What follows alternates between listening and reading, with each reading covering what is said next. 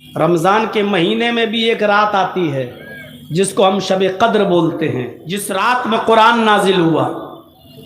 اس ایک رات، جس رات میں قرآن نازل ہوا، جانتے ہو اللہ تعالیٰ نے اس رات کے مقام و مرتبے کو کتنا بلند کر دیا ہے؟ اِنَّا أَنزَلْنَاهُ فِي لَيْلَةِ الْقَدْرِ وَمَا أَدْرَاكَ مَا لَيْلَةُ الْقَدْرِ لَيْلَةُ الْقَدْرِ خَيْرٌ مِّنْ أَلْفِ شَهْرٍ لیلۃ القدر خیر من الف شہر۔ لیلۃ القدر کا جاگ لینا، لیلۃ القدر کی عبادت کر لینا، اس قدر والی رات کو جاگ لینا، اللہ کی عبادت کر لینا 1000 مہینوں کی عبادت سے بہتر ہے۔ 1000 مہینوں کی عبادت سے بہتر ہے۔ 1000 مہینے جاؤ آپ ملٹیپل، آپ جوڑ دیکھ لیجئے اور تقسیم کر لیجئے۔ آپ 1000 مہینے کو 12 سے 12 سے آپ دیکھیے اور تقسیم کریے، بھاگ دیجئے۔ 83 یا 84 سال آئیں گے، 83 یا 84 سال، یعنی رمضان کی ایک رات کا جاگ لینا شب قدر کا 83 یا 84 سال کی عبادت سے بہتر ہے۔ اس رات کو اتنا بڑا مقام کس نے دیا؟ قرآن نے۔ ان بچوں کو حقیر نظروں سے مت دیکھو، مدرسے میں پڑھنے والے بچوں کو بری نظروں سے مت دیکھو۔ آپ اگر تعاون کر رہے ہیں تو آپ کا پیسہ غلط جگہ نہیں جا رہا ہے، یہ اس مقدس کتاب کا علم حاصل کر رہے ہیں جس مقدس کتاب نے رمضان کو سید الشہور بنا دیا، جس مقدس کتاب نے اس رات کو لیلۃ القدر کو خیر من الف شہر 1000 مہینوں کی عبادت سے بہتر بنا دیا ہے۔ میرے بھائیوں ذرا غور کیجئے، اس قرآن کی عظمت پر ذرا نظر ڈالیے۔ یہ قرآن جب مکے میں نازل ہوا تو مکے کو ام القریٰ بنا دیا۔ یہ قرآن جس مہینے میں نازل ہوا اس مہینے کو سید الشہور بنا دیا۔ یہ قرآن جس رات میں نازل ہوا وہ رات لیلۃ القدر خیر من الف شہر بن گئی۔ اس قرآن کو جو فرشتہ لے کر آیا محمد رسول اللہ صلی اللہ علیہ وسلم کے قلب اطہر پر، معاف کیجئے گا بہت ہی دو ٹوک بول رہا ہوں، یہی جبرائیل تھے جو موسیٰ پر تورات لے کر آئے، یہی جبرائیل تھے جو عیسیٰ پر انجیل لے کر آئے، یہی جبرائیل تھے جو داؤد علیہ السلام پر زبور لے کر آئے۔ لیکن جبرائیل عام فرشتے تھے، کوئی ان کی اہمیت نہیں تھی، لیکن جب یہی جبرائیل قرآن کریم کو لے کر جناب محمد رسول اللہ کے پاس آئے اور قرآن کا نزول جب محمد کے قلب اطہر پر کیا تو اللہ نے قرآن کی برکت سے جبرائیل کو سید الملائکہ بنا دیا، تمام فرشتوں کا سردار بنا دیا۔ آپ دیکھیے تو خیرکم من تعلم القرآن وعلمہ، جس قرآن نے ساری چیزوں کی حیثیت بدلی، اس قرآن نے پڑھنے والے اور پڑھانے والوں کے مقام کو بھی بلند کر دیا۔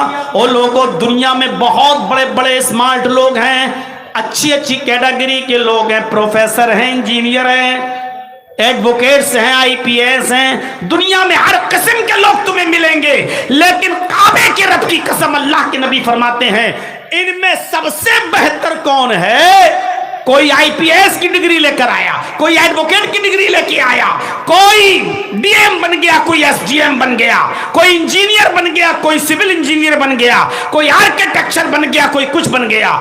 علم بہت قسم کے لوگوں نے حاصل کیا، لیکن اللہ کے نبی فرماتے ہیں تم میں سب سے بہتر لوگ وہ ہیں جو قرآن کو سیکھتے ہیں اور دوسروں کو سکھاتے ہیں، جو قرآن کا علم حاصل کرتے ہیں وہ بھی سب سے بہتر، اور جو دوسروں کو قرآن سکھاتے ہیں وہ بھی سب سے بہتر۔ یعنی ان سے بہتر اس روئے زمین پر کوئی نہیں ہے۔ آپ اندازہ لگا سکتے ہیں، آپ غور کر سکتے ہیں۔ میرے بھائیوں ہر باپ کی ذمہ داری ہے، ہر باپ کی جو صاحب اولاد ہے اس کی ذمہ داری ہے کہ وہ غور کرے کہ اس کی اولاد کہاں جا رہی ہے، کس طرف جا رہی ہے۔ اب پڑھیے بخاری کتاب و بدل وحی، یہاں سے ذرا بخاری کی کتاب و بدل وحی کے چیپٹر پر نظر ڈالیں، اس منظر کی طرف چلیں۔ رمضان کی طاق رات تھی اور اسی رات کے اندر جبرائیل انسانی شکل میں آئے اور غار ہرا میں داخل ہوئے، محمد ابن عبداللہ کے پاس بیٹھ گئے اور بیٹھتے ہی ان سے کہنے لگے اقرا یا محمد، اے محمد پڑھو. سوال دیکھیے، اقرا یا محمد، اے محمد پڑھو. کس سے کہا جا رہا پڑھو؟ جس کو کسی نے پڑھایا نہیں. کس سے کہا جا رہا ہے پڑھو؟ جس نے کسی کے سامنے زان ہوئے تلمس تہ نہیں کیا. کس سے کہا جا رہا ہے پڑھو؟ جس کے باپ نہیں تھے، ماں نے پڑھایا نہیں، دادا نے پڑھایا نہیں، چاچا نے پرورش کی لیکن پڑھایا نہیں. امی جیسے ماں کے پیٹ سے کوئی بچہ پیدا ہوتا ہے، جیسے وہ پڑھنا لکھنا نہیں جانتا، بالکل ویسی اس سے کہا جا رہا ہے پڑھو. اقرا یا محمد، اے محمد پڑھو. تو ظاہر بات ہے اگر جرجیس کو کسی نے پڑھایا نہ ہو تو جرجیس کیا کہے گا؟ ارے بھائی ہم سے کہہ رہے ہو پڑھو، میں کیا پڑھوں، میں تو پڑھنا نہیں جانتا، میں پڑھا لکھا نہیں ہوں. یہی جواب دیا محمد رسول اللہ صلی اللہ علیہ وسلم نے. تم مجھ سے کہہ رہے ہو پڑھو، ما انا بقاری. دیکھیے بخاری کتاب بدل وحی، ما انا بقاری، میں پڑھا ہوا نہیں ہوں. میں کیا پڑھوں؟ میں پڑھنا نہیں جانتا، میں پڑھا ہوا نہیں ہوں. حضرت جبرائیل نے محمد رسول اللہ کو، جو ابی ابن عبداللہ ہیں، پکڑا، سینے سے لگایا اور کس کے دبایا. جیسے بہت دنوں کے بعد کوئی آپ سے ملے تو آپ محبت میں اس کو سینے سے لگا کے دباتے، ارے یار کہاں تھے اتنے دنوں سے، بھول گئے مجھے. جبرائیل امین نے دبایا، کھینچا، سینے سے لگایا اور اتنی زور سے دبایا کہ اللہ کے نبی فرماتے ہیں لقد خشیت علی نفسی، مجھے یہ ڈر لگا کہ کہیں میری جان نہ چلی جائے. لقد خشیت علی نفسی، مجھے اپنی جان کا خطرہ محسوس ہوا کہ کہیں میری جان نہ چلی جائے. اور اس کے بعد پھر چھوڑ دیا، اور چھوڑنے کے بعد کہا اقرا یا محمد، اے محمد پڑھو. پھر وہی سوال، پڑھو. طلبہ جانتے ہیں، اساتذہ جانتے ہیں، جامعہ ہے، بخاری کا درس ہوتا ہے یہاں. میرے بھائیوں، کہا اقرا یا محمد، دوبارہ پڑھو اے محمد. اللہ کے نبی نے پھر وہی جواب دیا، ما انا بقاری، مجھ سے پڑھنے کے لیے کہنے والے میں پڑھنا نہیں جانتا. دوبارہ پکڑا، سینے سے لگایا اور زور سے دبایا. اللہ کے نبی فرماتے ہیں میری وہی کیفیت تھی، ایسا لگا کہ کہیں میری جان نہ چلی جائے. اس کے بعد چھوڑا، اور چھوڑنے کے بعد پھر کہا اقرا یا محمد، اے محمد پڑھو. میں نے پھر وہی جواب دیا، ما انا بقاری، میں پڑھنا نہیں جانتا. میں پیدا ہوا تو باپ نہیں، 6 سال کا ہوا تو ماں بھی چھوڑ کر چلی گئی، 8 سال کا ہوا تو دادا بھی چھوڑ کے چلا گیا. مجھے کسی نے پڑھایا ہی نہیں، میں کیا پڑھوں، میں پڑھنا نہیں جانتا. بعض روایتوں میں آتا ہے کہ اللہ کے نبی نے جبرائیل سے کہا تم مجھے بار بار پڑھنے کے لیے کہہ رہے ہو، پڑھو پڑھو، ماذا قرؤ، تم ہی بتاؤ کہ میں کیا پڑھوں. جب میں کہہ چکا ہوں کہ پڑھنا نہیں جانتا اور بار بار کہہ رہا ہوں تو تم ہی بتاؤ کہ میں کیا پڑھوں. اب حضرت جبرائیل امین تیسری بار دباتے ہیں، اور دبانے کے بعد چھوڑتے ہیں، اور چھوڑنے کے بعد کہتے ہیں اقرا بسم ربک الذی خلق، خلق الانسان من علق، اقرا وربک الاکرم الذی علم بالقلم، علم الانسان ما لم یعلم. اے محمد پڑھو اس رب کے نام سے جس نے پیدا کیا. اقرا بسم ربک الذی خلق. آگے والی آیتیں ابھی چھوڑ دو، پڑھو. اس آیت پر غور کرو، پڑھو اس رب کے نام سے. محمد الرسول اللہ کو الف با تا سا نہیں پڑھایا جا رہا ہے، ABCD نہیں پڑھائی جا رہی ہے. آپ کے یہاں کوئی بچہ چھوٹا ہو، 3 سال کا، 4 سال کا، تو آپ نرسری میں ایڈمیشن دلاتے ہیں اس کو، اور نرسری میں پڑھنے والے بچے کو A for apple, B for bird ہی پڑھایا جاتا ہے. اکثر سمجھائے جاتے ہیں، ڈائریکٹ اس کو بایو، کیمسٹری، فزکس، بھگول، جغرافیہ نہیں پڑھایا جاتا. عرب کے لوگوں کا مزاج کیسا تھا، وہ لوگ کون سی بات سمجھ سکتے تھے اور کون سی بات ان کی عقل میں بیٹھ سکتی تھی، اس چیز کو ذہن میں رکھتے ہوئے میرے بھائیوں، اس بات کی طرف اشارہ کیا گیا اور یہ فرمایا گیا اقرأ بسم ربک الذی خلق. عرب کے لوگوں کے دل اور ان کے قلوب اور ان کے اذہان اس بات کو ایکسپٹ کر سکتے تھے، اس لیے تعلیم یہ دی جا رہی ہے. اقرأ بسم ربک الذی خلق، پڑھو اس رب کے نام سے جس نے پیدا کیا. جس نے پیدا کیا، وہ جانتے تھے کہ پیدا کرنے والا کوئی ہے. آج ہم لوگ دہریہ لوگ، کمیونسٹ لوگ کہتے ہیں کہ نہیں، دنیا ایسی ہی چل رہی ہے، کسی نے پیدا نہیں کیا، اپنے آپ چل رہی ہے. اور ڈارون کا نظریہ تو یہ تھا کہ انسان پہلے بندر تھا اور بندر سے دھیرے دھیرے انسان بنا. اور وہ کہتے ہیں کہ انسان لوگ پیدا ہوتے رہے ہیں، ہوتے رہیں گے، مرتے رہیں گے، اور ایسے ہی دنیا چلتی رہے گی اور زمانہ ترقی کرتا رہے گا. اس کو کسی نے نہیں بنایا. یہ ادھرمی لوگ، پاپی لوگ اور ناستک لوگ یہ عقیدہ رکھتے ہیں. میرے بھائیوں، عرب کے کافروں کا بھی عقیدہ نہیں تھا، وہ جانتے تھے کہ پیدا کرنے والا کوئی ہے. اس لیے تعلیم اس کی دی جا رہی ہے کہ پڑھو اس رب کے نام سے جس نے پیدا کیا. اقرأ بسم ربک الذی خلق، پڑھو اس رب کے نام سے جس نے پیدا کیا. کیونکہ عرب کے لوگ جانتے تھے ایک چھوٹی سی سوئی اور ایک ماچس کی ڈبی، ماچس کا کھوکھلا بھی، میچ باکس کا کھوکھلا بھی، اوپر کی ڈبی بھی بغیر کسی بنانے والے کے وجود میں نہیں آ سکتی ہے. جب ایک چھوٹی سی ٹیبل، چھوٹی سی میز جب بغیر کسی بنانے والے کے وجود میں نہیں آ سکتی ہے، تو اتنی بڑی زمین، اتنا بڑا آسمان، یہ چاند، یہ سورج، یہ ستارے، یہ سیارے بغیر کسی بنانے والے کے وجود میں کیسے آ جائیں گے؟ وہ جانتے تھے. یہ تو آج سائنس نے ترقی کی ہے، آج پتہ چلا ہے. ورنہ عرب کے کافر پہلے ہی سے یہ عقیدہ رکھتے تھے. اے محمد صلی اللہ علیہ وسلم، اگر آپ ان سے سوال کریں کہ زمین و آسمان کا خالق کون ہے، تو یہ یہی جواب دیں گے، اللہ. ان سے پوچھو کہ آسمان سے بارش کون برساتا ہے، تو یہ جواب دیں گے، اللہ. ان سے پوچھو کہ یخرج الحی من المیت ویخرج المیت من الحی، ان سے پوچھو زندہ سے مردہ اور مردہ سے زندہ چیز کو کون نکالتا ہے. انڈا مردہ چیز ہے، زندہ مرغی کا بچہ کون نکالتا ہے؟ مرغی زندہ چیز ہے اور اس سے انڈا بے جان چیز کون نکالتا ہے؟ یخرج الحی من المیت، مردہ سے زندہ اور زندہ سے مردہ کو کون نکالتا ہے؟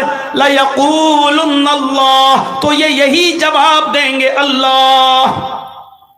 ان سے پوچھو کہ تمہاری پریشانیوں کو اور مصیبتوں کو کون دور کرتا ہے اور تمہاری دعاؤں کو کون سنتا ہے، تو کہیں گے اللہ. سننے والا تو وہی ہے، یہ الگ بات ہے کہ یہ سفارشی ہیں، یہ اللہ کے قریبی لوگ ہیں جو اللہ تک دعا لے کے جاتے ہیں. سنتا تو وہی ہے. سائنس نے تو آج ترقی کر کے بتایا ہے، آج ترقی کر کے بتایا ہے یہ پہلے آسمان کی اونچائی کتنی ہے، پھر ایک آسمان کے بعد دوسرا آسمان، اس کی اونچائی اور اس کی مسافت کتنی ہے، یہ تو آج کی سائنس نے بتایا ہے. یہ آسمان جو ہم اور آپ دیکھتے ہیں، یہ سورج جو ہم دیکھتے ہیں، جو ہماری زمین سے 9 کروڑ 30 لاکھ میل کی بلندی پر ہے، اتنا بڑا ہے کہ جس دنیا میں ہم اور آپ رہتے ہیں، دنیا میں ہم برہٹ کی بات نہیں کر رہے ہیں، ہم جھارکھنڈ کی بات نہیں کر رہے ہیں، ہم اسٹیٹ لیول کی بات، جس دنیا میں ہم انڈیا کی بھی بات نہیں کر رہے، جس دنیا میں ہم اور آپ رہتے ہیں، اس دنیا کو سمیٹ کر، اس دنیا کو اکٹھا کر کے اس دنیا کو سورج میں پھینک دیا جائے تو ایسا نظر آئے گا، یہ دنیا ایسی دکھائی دے گی جیسے بہت بڑے میدان میں ایک فٹ بال پڑی ہوئی ہے، ایک بہت بڑی فیلڈ میں ایک فٹ بال پڑی ہوئی ہے. فٹ بال کا گراؤنڈ آپ نے دیکھا ہوگا، فٹ بال کے کھلاڑیوں کو آپ نے دیکھا ہوگا، کتنا بڑا گراؤنڈ اسٹیڈیم ہوتا ہے. اس گراؤنڈ کو سمجھ لو، اس گراؤنڈ میں فٹ بال پڑی ہوئی ہے. یہ سورج، یہ اتنا بڑا ہے اس دنیا سے. اب آپ اندازہ لگاؤ کہ یہ دنیا ایک فٹ بال، ایک گیند کی طرح دکھائی دے تو سورج کتنا بڑا ہے. پھر سورج کے اوپر سیارے، پھر سیاروں کے اوپر کہکشائیں. ایک کہکشاں ایسی ہے کہ جس کی روشنی کو زمین پر آنے میں 3 ارب سال لگتے ہیں. جس روشنی کو زمین پر آنے میں 3 ارب سال لگتے ہیں، جبکہ روشنی 1 سیکنڈ میں 3 لاکھ میل کی رفتار سے چلتی ہے۔ غور کرو، دماغ کی نسیں نہ پھٹ جائیں، کہیں برین ہیمریج نہ ہو جائے۔ روشنی کتنے رفتار سے چلتی ہے؟ آنکھ بند کرو کھولو بس 1 سیکنڈ، اتنی دیر میں 3 لاکھ میل کی رفتار طے کر لیتی ہے۔ سوچ رہے ہیں آپ؟ آنکھ کھولو، آنکھ بند کرو کھولو، 1 سیکنڈ ہو گیا، 1 سیکنڈ میں 3 لاکھ میل کی رفتار سے روشنی چل رہی ہے۔ اب سوچو 60 سیکنڈ میں 1 منٹ میں کتنی طے کرتی ہوگی، پھر 1 گھنٹے میں کتنی طے کرتی ہوگی، پھر 24 گھنٹے میں کتنی طے کرتی ہوگی، پھر 1 ہفتے میں کتنا طے کرتی ہوگی، پھر 1 مہینے میں کتنا طے کرتی ہوگی، پھر 1 سال میں کتنا طے کرتی ہوگی، پھر 1000 سال میں کتنا طے کرتی ہوگی، پھر 100,000 سال، 1 لاکھ سال میں اس کو کتنا سال لگتا ہے؟ اس روشنی کو زمین پر آنے میں 3 ارب سال لگتا ہے۔ اس کے اوپر ایک اور کہکشاں ہے، اس کی روشنی کو زمین پر آنے میں 10 ارب سال لگتا ہے، اور اس کے اوپر بھی ایک کہکشاں ہے۔ اس کہکشاں کے بارے میں سائنٹسٹ کہتے ہیں کہ اس کی روشنی کو چلے ہوئے 20 ارب سال ہو چکے ہیں۔ اس روشنی کو چلے ہوئے 20 ارب سال ہو چکے ہیں، لیکن ابھی تک وہ روشنی زمین پر نہیں پہنچی ہے۔ ابھی کتنے سال اور لگیں گے پتہ نہیں، لیکن جو کہکشاں سب سے اوپر ہے اس کی روشنی کو چلے ہوئے 20 ارب سال کا زمانہ گزر چکا ہے، لیکن ابھی تک وہ روشنی زمین پر نہیں آئی ہے۔ ابھی پہلا آسمان نہیں آیا ہے، اس کے بعد پہلا آسمان، پھر ایک آسمان سے دوسرے آسمان کی دوری 500 سال کے برابر، پھر دوسرے سے تیسرے آسمان کی دوری 500 سال کے برابر، پھر تیسرے سے چوتھے آسمان کی دوری 500 سال کے برابر، اور چوتھے آسمان سے 5ویں آسمان کی دوری 500 سال کے برابر، پھر 5ویں آسمان سے چھٹے آسمان کی دوری 500 سال کے برابر، پھر چھٹے آسمان سے 7ویں آسمان کی دوری 500 سال کے برابر، اور چھٹے آسمان سے 7ویں آسمان کی دوری پھر 500 سال کے برابر، اور 7ویں آسمان کے اوپر ایک سمندر۔ اللہ کا عرش پہلے سمندر پہ تھا، یہ تو حدیثوں میں آپ نے پڑھا ہوگا میرے بھائیوں۔ 7ویں آسمان کے اوپر سمندر، پھر سمندر کے اور اوپر جائیے تو پھر عرش الہی، اس عرش کے اوپر اللہ، اور اس عرش کے اوپر اللہ کیا کہتا ہے کہ جب خولہ بنت ثعلبہ اور اوس ابن صامت جب آپس میں زہار کر لیے، اور اوس ابن صامت نے اپنی بیوی خولہ بنت ثعلبہ سے کہا انت علی کظہر امی، تو مجھ پر میری ماں کی طرح حرام ہو چکی ہے، اور خولہ بنت ثعلبہ جب اللہ کے نبی کے پاس آئی اور کہنے لگی ہیں اللہ کے رسول میرے شوہر نے مجھے اپنے اوپر ماں کی طرح حرام کر لیا ہے، ہمارے اور ہمارے شوہر کے درمیان کوئی راستہ نکالیے۔ حضرت عائشہ فرماتی ہیں کہ وہ دونوں گفتگو کر رہے تھے، خولہ بنت ثعلبہ اور محمد رسول اللہ، یہ دونوں گفتگو کر رہے تھے، اور میں اسی حجرے میں دوسرے کونے میں بیٹھی ہوئی تھی۔ لم اسمع کلامہما، اللہ کے نبی کی اور محمد رسول اللہ کی اور خولہ بنت ثعلبہ کی گفتگو ہم کو سنائی نہیں دے رہی تھی، میں نہیں سن پا رہی تھی۔ اسی کمرے میں موجود ہیں، اللہ کے نبی خولہ بنت ثعلبہ سے کیا باتیں کر رہے ہیں، اور خولہ بنت ثعلبہ اللہ کے نبی سے کیا کہہ رہی ہیں۔ اللہ کے نبی اور خولہ دونوں گفتگو کر رہے تھے، میں اسی حجرے میں موجود تھی۔ لم اسمع کلامہما، مجھے ان دونوں کی باتیں سنائی نہیں دے رہی تھیں، لیکن اتنی بلندی پر ہونے کے بعد بھی اللہ کیا کہہ رہا ہے، واللہ یسمع تحاورکما، اللہ تم دونوں کی گفتگو کو سن رہا تھا، اللہ تم دونوں کی گفتگو کو سن رہا تھا۔ اے محمد رسول اللہ ان کو بلاؤ، وہ مسجد میں مسجد نبوی میں بیٹھی ہوئی ہے، اپنے دونوں ہاتھوں کو بلند کر کے اللہ کو پکار رہی ہے، آپ نے کوئی راستہ نہیں نکالا ہے۔ اللہ نے اس عورت کی دعا کو سن لیا، قد سمع اللہ قول التی تجادلک فی زوجہا، جو اپنے شوہر کے بارے میں آپ سے گفتگو کر رہی تھی، اللہ نے اس عورت کی دعا کو سن لیا، اس کی پکار کو سن لیا۔ واللہ یسمع تحاورکما، اللہ تم دونوں کی گفتگو کو سن رہا تھا۔ غور کیجئے، سب سے پہلے اس رب کی شناخت کرائی جا رہی ہے. یہ طلبہ غور کریں کہ سب سے پہلے یہی آیت کیوں نازل ہوئی. اقرا بسم ربک الذی خلق.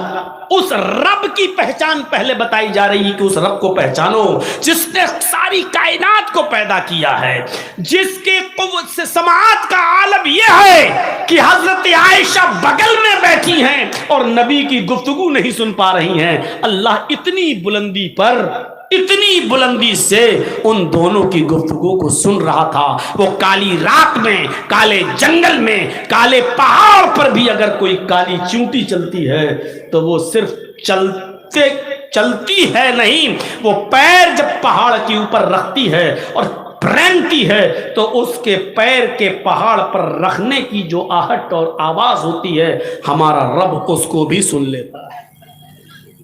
اس کو ضرورت نہیں ہے، جرجیس کو ضرورت پڑتی ہے دور تک آواز پہنچانے کے لیے مائک کی، اور اپنی آواز پہنچانے کے لیے انٹرنیٹ کی. اللہ کو ضرورت نہیں ہے، وہ محتاج نہیں ہے، وہ کسی بھی وسیلے کا محتاج نہیں ہے، وہ ڈائریکٹ سنتا اور خود سنتا ہے. حضرت عائشہ نبی کی بیوی وہ کہہ رہی ہیں لم اسمع کلامہما، وہ دونوں کیا باتیں کر رہے تھے، ہم کو سنائی نہیں دے رہا تھا. اور اللہ کہہ رہا ہے واللہ یسمع تحاورکما، اللہ تم دونوں کی گفتگو کو سن رہا تھا. اقرا بسم ربک الذی خلق، پڑھو اس رب کے نام سے جس نے پیدا کیا. سب سے پہلے تعلیم کی وہی ہو رہی ہے، پہچانو اس رب کو. ہر آدمی جب رب پر غور کرے گا تو ایک دم سمجھ میں آ جائے گا کہ زمین اور آسمان کا خالق، چاند و سورج کا خالق، سیاروں کے کشاؤں کا خالق وہی ہے، اور جو کچھ بھی ہمیں مانگنا ہے اسی سے مانگنا ہے. تو سب سے پہلے تعلیم یہ دی جا رہی ہے. اب آئیے، اب تعلیم تو بہت ہے اور میں آپ کو بالکل منع نہیں کرتا ہوں اور کرنا بھی نہیں چاہیے. آپ کو دین کے ساتھ ساتھ دنیاوی تعلیم کی بھی ضرورت ہے اور دونوں کو لے کر چلنا ہے. جیسے قرآن میں یہ دعا بتائی گئی ربنا آتنا فی الدنیا حسنۃ وفی الآخرۃ حسنۃ وقنا عذاب النار، اس میں دنیا بھی مانگنے کا حکم ہے اور آخرت بھی مانگنے کا حکم ہے. اسی طریقے سے آپ جب دنیا میں آئے تو دنیاوی تعلیم بھی آپ کو حاصل کرنا ہے اور اخروی تعلیم بھی حاصل کرنا ہے، دینی تعلیم بھی حاصل کرنا ہے. بغیر دنیا کے آپ ادھورے ہیں. بہت سے مولوی لوگ آئیں گے اور تقریر کریں گے دنیا ایسی دنیا ویسی. ارے بغیر دنیا کی کوئی رہ بھی نہیں سکتا. دنیا کے لیے زندگی گزارنے کے لیے دنیا کی چیزوں سے فائدہ اٹھانا ضروری ہے. دنیا کی حیثیت پانی کی طرح ہے اور انسان کشتی کی طرح ہے. پانی، سمندر، ندی، اور انسان کی حیثیت کشتی. اب دیکھیے، انسان کشتی ہے اور دنیا پانی ہے. کشتی بغیر پانی کے نہیں چل سکتی ہے. اگر ناؤ کو پانی کے باہر لا کر کھڑا کر دو تو وہ چلے گی؟ نہیں چلے گی. اس کا مطلب یہ ہوا کہ کشتی کو پانی کی ضرورت ہے، پانی ہوگا تبھی وہ چلے گی. اس کا مطلب یہ ہے کہ انسان کشتی ہے اور دنیا پانی، تو انسان کو دنیا کی ضرورت ہر حال میں ہے، جیسے کشتی کو اور ناؤ کو پانی کی ضرورت ہر حال میں ہے. لیکن ایک بات یاد رکھیے گا، ناؤ جب تک پانی کے اوپر ہے چلے گی. آپ اس کو کھے رہے ہیں چلے گی. لیکن ندی کا پانی، تالاب کا پانی یا سمندر کا پانی یا جمنا کا پانی اگر کشتی کے اوپر بھر دو گے، سوراخ کر دو گے اور کشتی کے اوپر اگر لا دو گے تو کشتی بھی ڈوبے گی، کشتی بھی ڈوبے گی اور کشتی میں جتنے لوگ بیٹھے ہوئے ہیں وہ بھی ڈوب جائیں گے اور ہلاک و برباد ہو جائیں گے. جب کشتی تب تک چلے گی جب تک وہ پانی کے اوپر ہے اور دائیں بائیں ہے، چلے گی، لیکن اگر سمندر کے پانی کو کشتی کے اوپر آپ نے لانے کی کوشش کی تو کشتی بھی ڈوبے گی اور آپ بھی ڈوبیں گے۔ آپ دنیا کی ضرورت ہر انسان کو ہے، لیکن جب تک دنیا سے ضرورت کے تحت دنیا کو استعمال کرو گے تو فائدے میں رہو گے، اور جہاں دنیا کو اپنے اوپر سوار کرنے کی کوشش کی تو آپ بھی برباد ہوگے اور یہ دنیا بھی برباد ہوگی۔ دنیا تو چھوٹتی جا رہی ہے۔ یہ 2 دن پچھلی سال آپ کے سامنے آیا تھا، اس سال پھر آپ کے روبرو ہوں۔ 1 سال دنیا مجھ سے چھوٹ چکی ہے، کہاں گئی دوستی؟ یہ دنیا کہہ رہی ہے کہ تم نے 1 سال مجھے کھو دیا ہے، تم مجھ سے دور ہو چکے ہو، اور آخرت کہہ رہی ہے تم 1 سال میرے قریب ہو چکے ہو، 1 سال میرے قریب ہو چکے ہو۔ ارتحالت دنیا مدبرتن، یہ دنیا پیٹھ دکھا کر بھاگ رہی ہے، والآخرت مقبلتن، اور آخرت سامنے سے آ رہی ہے، تمہارے سامنے آ رہی ہے۔ وَلِكُلِّ وَاحِدَةٍ مِّنْهُمَا بَنُونَ، دنیا کے بھی اولادیں ہیں اور آخرت کی بھی اولادیں ہیں، دنیا کے بھی بچے ہیں اور آخرت کے بھی بچے ہیں۔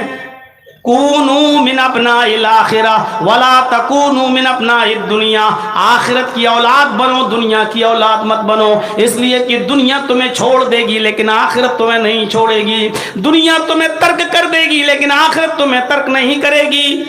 میرے بھائیو، اس دنیا میں ہمیں دنیاوی تعلیم بھی حاصل کرنا ہے اور اخروی تعلیم بھی حاصل کرنا ہے۔ اب تو آپ کیا کریں گے تعلیم حاصل؟ اب تو میرا اشارہ ہے آپ اپنی اولاد کو دین بھی سکھائیے اور دنیا بھی سکھائیے۔ جیسے دنیا میں ہم آئے ہیں تو دنیا بھی کما رہے ہیں اور آخرت بھی، دونوں چیزیں ضروری ہیں، اور اللہ نے خود بتایا ربنا آتنا فی الدنیا، یہ دعا مانگا کرو کہ اللہ اے ہمارے رب دنیا میں جو اچھائیاں ہیں وہ ہمیں عطا فرما، وفی الآخرۃ حسنہ، اور آخرت میں جو بھلائیاں ہیں وہ تو ہمیں عطا فرما۔ دنیا کی بھی اچھائیاں طلب کرو اور آخرت کی بھی، اسی طریقے سے دنیا کی بھی تعلیم حاصل کرو اور آخرت کی تعلیم بھی حاصل کرو، لیکن یاد رکھنا دینی تعلیم فرض ہے اور دنیاوی تعلیم فرض کفایہ ہے۔ دنیاوی تعلیم، دینی تعلیم فرض عین ہے، جیسے نماز فرض ہے، روزہ فرض ہے، اسی طریقے سے دینی تعلیم بھی فرض ہے۔ اور اس کی دلیل کیا ہے؟ اس کی دلیل ہے طلب العلم فریضۃ علی کل مسلم، مسلم میں لڑکا لڑکی مرد عورت دونوں شامل ہے۔ اللہ کے نبی نے فرمایا کہ علم دین کا حاصل کرنا، طلب العلم فریضۃ، اور علم میں الف لام تخصیص کا ہے، خاصیت بتلا رہا ہے۔ علم دین، خاص علم دین کا حاصل کرنا یہ فرض ہے ہر مسلمان پر، چاہے وہ مرد ہو یا عورت ہو۔ طلب العلم فریضۃ علی کل مسلم، علم دین کا حاصل کرنا فرض ہے ہر مسلمان پر، چاہے وہ لڑکا ہو یا لڑکی، اور دنیا کا علم یہ فرض کفایہ ہے، حاصل تو کرو۔ آج کل ضرورت ہے میرے بھائیوں ایڈوکیٹس کی جو ہمارے ہاں ہوں، آج کل ضرورت ہے انجینئروں کی جو ہمارے یہاں ہوں، آج کل ضرورت ہے IPS ادھیکاریوں کی جو ہم میں سے ہوں، آج کل ضرورت ہے کہ ہم دنیاوی تعلیم میں بھی آگے رہیں لیکن دین کو فراموش نہ کریں۔ اور موجودہ زمانے میں اگر دینی تعلیم حاصل کرنا بہت مشکل ہو رہا ہے تو کم سے کم اتنی تو دینی تعلیم حاصل کر لو کہ آپ کوئی نہ ملے تو اپنے بیٹے کا نکاح پڑھا سکو، اور کوئی نہ ملے تو اپنے باپ کا نماز جنازہ پڑھا سکو، اور اپنے باپ کی قبر پر جا کر جس نے زندگی بھر تمہیں پال پوس کے بڑا کیا اس کی قبر پر جا کر یہ دعا کر سکو کہ اللہم اغفر لہ وارحمہ وعافہ واعف عنہ واکرم نزلہ ووسع مدخلہ واغسلہ بالماء والثلج والبرد۔ یہ دعا پڑھ سکو کہ اللہ یہ میرا باپ ہے، تیری رحمت کا محتاج ہے، اس قبر کے اندر موجود ہے، تو اس کو بخش دے، اللہ اس کی مغفرت فرما، اللہ میرے باپ پر رحم فرما، اے اللہ ان کی بہترین مہمان نوازی فرما، اللہ ان کی قبر کو کشادہ فرما۔ کم سے کم آپ اتنا تو علم حاصل کریں کہ اپنی اولاد کو بتا سکیں کہ کیا ہے۔ میرے بھائیوں، دینی تعلیم دنیا سب سے بہتر قرآن کی تعلیم حاصل کرنا ہے۔ علم دین قرآن، خیرکم من تعلم القرآن وعلمہ، تم میں سب سے بہتر لوگ وہ ہیں، خیرکم من تعلم القرآن وعلمہ، تم میں سب سے بہتر لوگ وہ ہیں جو قرآن کو سیکھتے اور سکھاتے ہیں۔ ہمارے طلبہ موجود ہوں گے، قرآن کتنی عظیم مقدس کتاب کو تم اس کا علم حاصل کر رہے ہو۔ یہ قرآن ہی تو ہے جس نے حیثیتیں بدل دی۔ ارے مکہ کیا تھا؟ ام الخبائث، کیا نہیں ہوتا تھا مکے کے اندر؟ مکے کو لوگ ام الخبائث کہتے تھے، ساری گندی جگہوں کی ماں۔ لیکن جب قرآن مکے میں نازل ہوا محمد رسول اللہ کے قلب اطہر پر، تو اس قرآن کی برکت سے اللہ نے مکے کو ام القری بنا دیا۔ یہ قرآن ہی تو تھا جو ام الخبائث کو ام القری بنا رہا ہے۔ غور کرو، یہ قرآن ہی تو ہے جس نے رمضان کے مہینے کو سید الشہور بنا دیا۔ شہر رمضان الذی انزل فیہ القرآن ھدی للناس وبینات من الھدی والفرقان۔ شہر رمضان الذی انزل فیہ القرآن ھدی للناس وبینات من الھدی والفرقان۔ رمضان کا مہینہ وہ بابرکت مہینہ جس میں قرآن نازل ہوا۔ رمضان کے مہینے میں بھی تو 29-30 دن ہوتے ہیں نا، لیکن اس مہینے کو عظمت کس نے دی؟ قرآن نے۔ رمضان کو تمام مہینوں کا سردار کس نے بنایا؟ قرآن نے۔ اگر قرآن رمضان کے مہینے میں نازل نہیں ہوا ہوتا تو رمضان کی وہ حیثیت نہیں ہوتی۔ رمضان کو تمام مہینوں کا سردار کس نے بنایا؟ قرآن نے۔ یہ ہے قرآن کی عظمت۔ اچھا، رمضان کے مہینے میں بھی ایک رات آتی ہے جس کو ہم شب قدر بولتے ہیں، جس رات میں قرآن نازل ہوا۔ اس ایک رات، جس رات میں قرآن نازل ہوا، جانتے ہو اللہ تعالیٰ نے اس رات کے مقام و مرتبے کو کتنا بلند کر دیا ہے؟ اِنَّا أَنزَلْنَاهُ فِي لَيْلَةِ الْقَدْرِ وَمَا أَدْرَاكَ مَا لَيْلَةُ الْقَدْرِ لَيْلَةُ الْقَدْرِ خَيْرٌ مِّنْ أَلْفِ شَهْرٍ۔ لیلۃ القدر خیر من الف شہر۔ لیلۃ القدر کا جاگ لینا، لیلۃ القدر کی عبادت کر لینا، اس قدر والی رات کو جاگ لینا، اللہ کی عبادت کر لینا 1000 مہینوں کی عبادت سے بہتر ہے۔ 1000 مہینوں کی عبادت سے بہتر ہے۔ 1000 مہینے جاؤ آپ ملٹیپل، آپ جوڑ دیکھ لیجئے اور تقسیم کر لیجئے۔ آپ 1000 مہینے کو 12 سے 12 سے آپ دیکھیے اور تقسیم کریے، بھاگ دیجئے۔ 83 یا 84 سال آئیں گے، 83 یا 84 سال، یعنی رمضان کی ایک رات کا جاگ لینا شب قدر کا 83 یا 84 سال کی عبادت سے بہتر ہے۔ اس رات کو اتنا بڑا مقام کس نے دیا؟ قرآن نے۔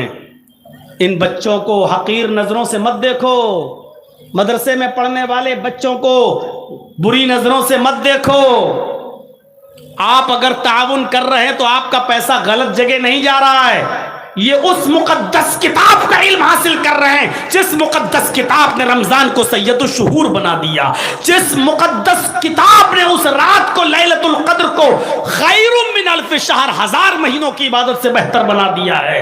میرے بھائیوں ذرا غور کیجئے، اس قرآن کی عظمت پر ذرا نظر ڈالیے۔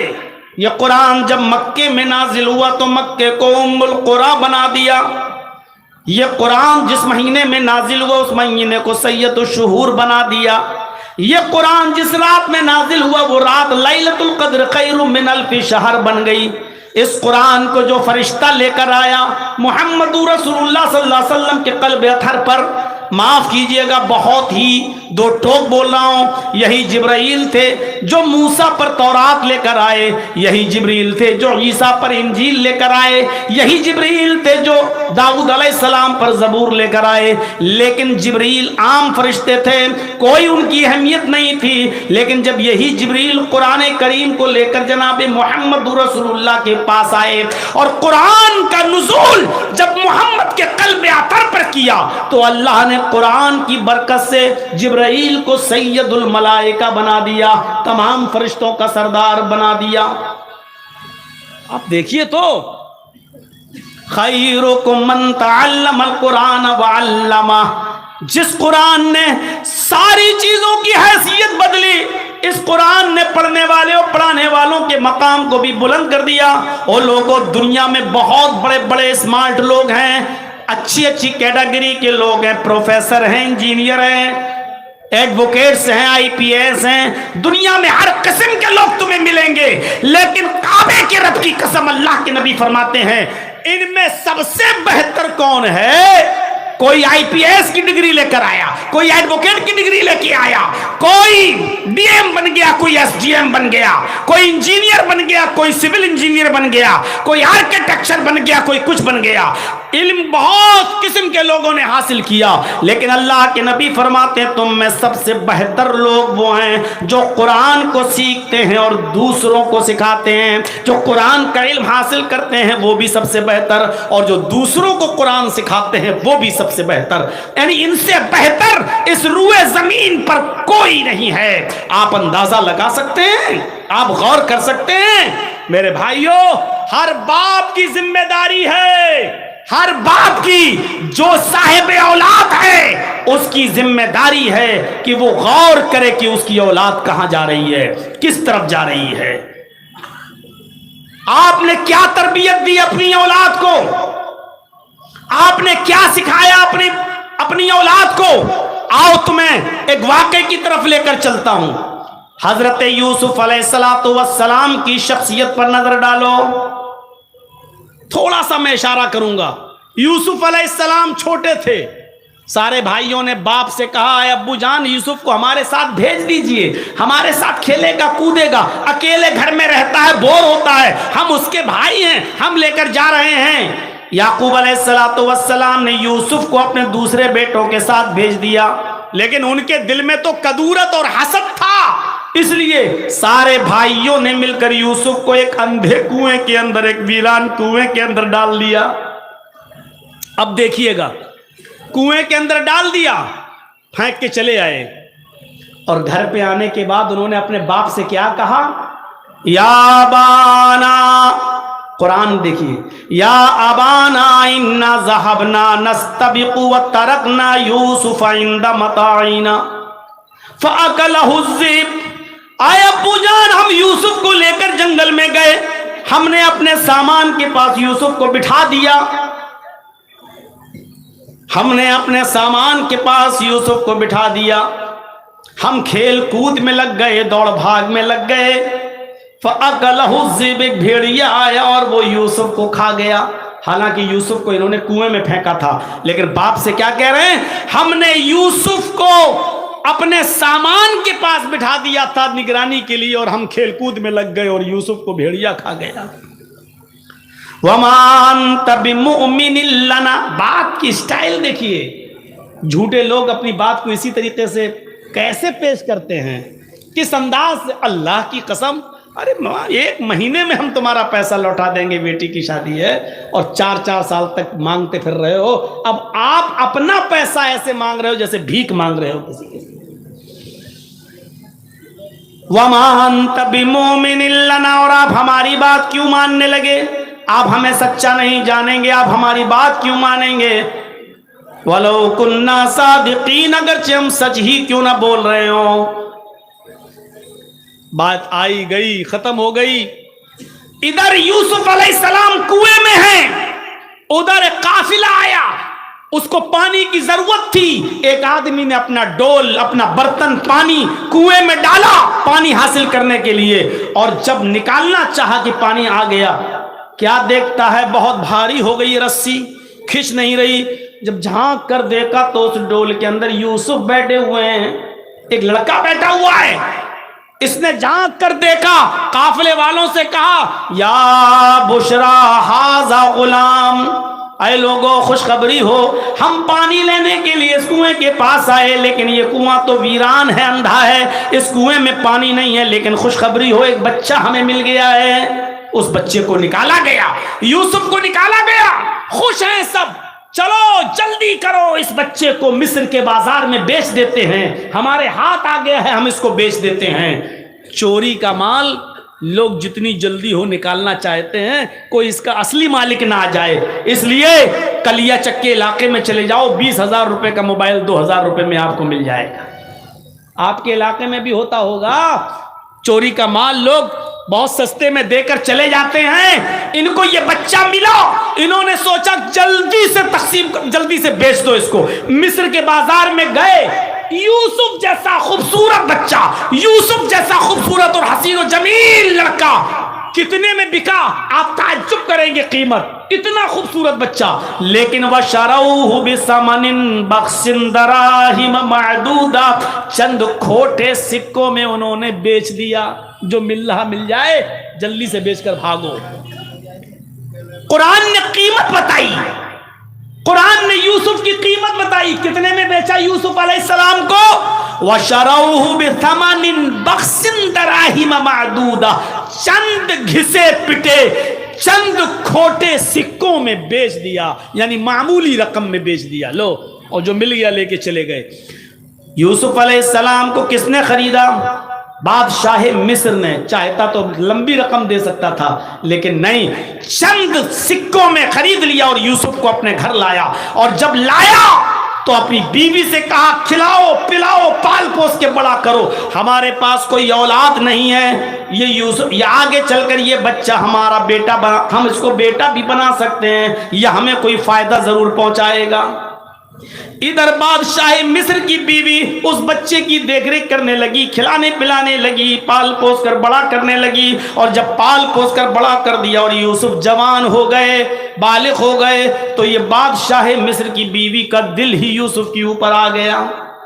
اب منظر دیکھیے، یوسف علیہ السلام پر دل آ گیا، بہلانے لگی، پھسلانے لگی، اپنے قریب لانے کی کوشش کرنے لگی، لیکن یوسف علیہ السلام بچے رہے۔ اب یہ چرچا عورتوں میں عام ہو گیا، پورے مصر کی عورتوں میں یہ چرچا ہو گیا، اور عورتیں کہنے لگیں واہ یوسف کو دیکھو، بادشاہ کی بیوی کو دیکھو، عزیز مصر کی بیوی اپنے غلام کو دل دے بیٹھی، اس کے ساتھ غلط کام کرنا چاہتی ہے۔ عورتوں میں چرچا ہو گیا۔ عورتوں میں چرچا بہت خطرناک ہوتا ہے اور بہت جلدی ہوتا ہے۔ اگر آپ کو کسی چیز کو بہت جلدی فیمس کرانا ہو اور کسی چیز کا بہت جلدی پرچار کرانا ہو تو 1-2 عورتوں کو بتا دیجئے، شام تک پورے محلے کو خبر ہو جائے گی۔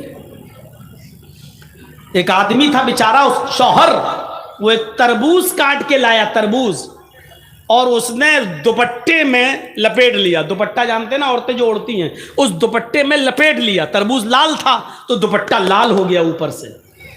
اب وہ جب گھر میں گھسا تو بیوی نے کہا اے کیا ہے اس میں؟ اس نے کہا چپ رہو میں بتاتا ہوں، چپ چپ چپ۔ وہ گیا اور اندر جا کر ایک الماری میں اس کو رکھ دیا۔ بیوی کہتی کیا لے کے آئے ہو تم؟ اس نے اپنی بیوی سے کہا سنو، ایک آدمی سے دشمنی ہو گئی میری، میں نے اس کی گردن کاٹی ہے، اس میں ایک آدمی کا مرڈر کر کے آیا ہوں، اس کی گردن ہے، ابھی دن میں پھینکنے جاؤں گا تو پکڑا جاؤں گا، رات ہونے دو میں اس کو ندی میں پھینک کے آؤں گا، ابھی شور مت کرو، بس جاؤ تم کام میں لگ جاؤ۔ مار دیا ہم نے، ایک آدمی کا قتل کر دیا۔ یہ کیا کیا تم نے؟ تم میری بیوی ہو، کہنا نہیں کسی سے؟ نہیں، ظہر کے بعد لایا تھا تربوز، لپیٹا تھا، لال ہوا تھا دوپٹہ، الماری میں رکھا تھا، لیکن مغرب کی اذان ہوتے ہوتے پولیس گھر پہنچ گئی، چھاپا مارا، بھیڑ لگ گئی لوگوں کی۔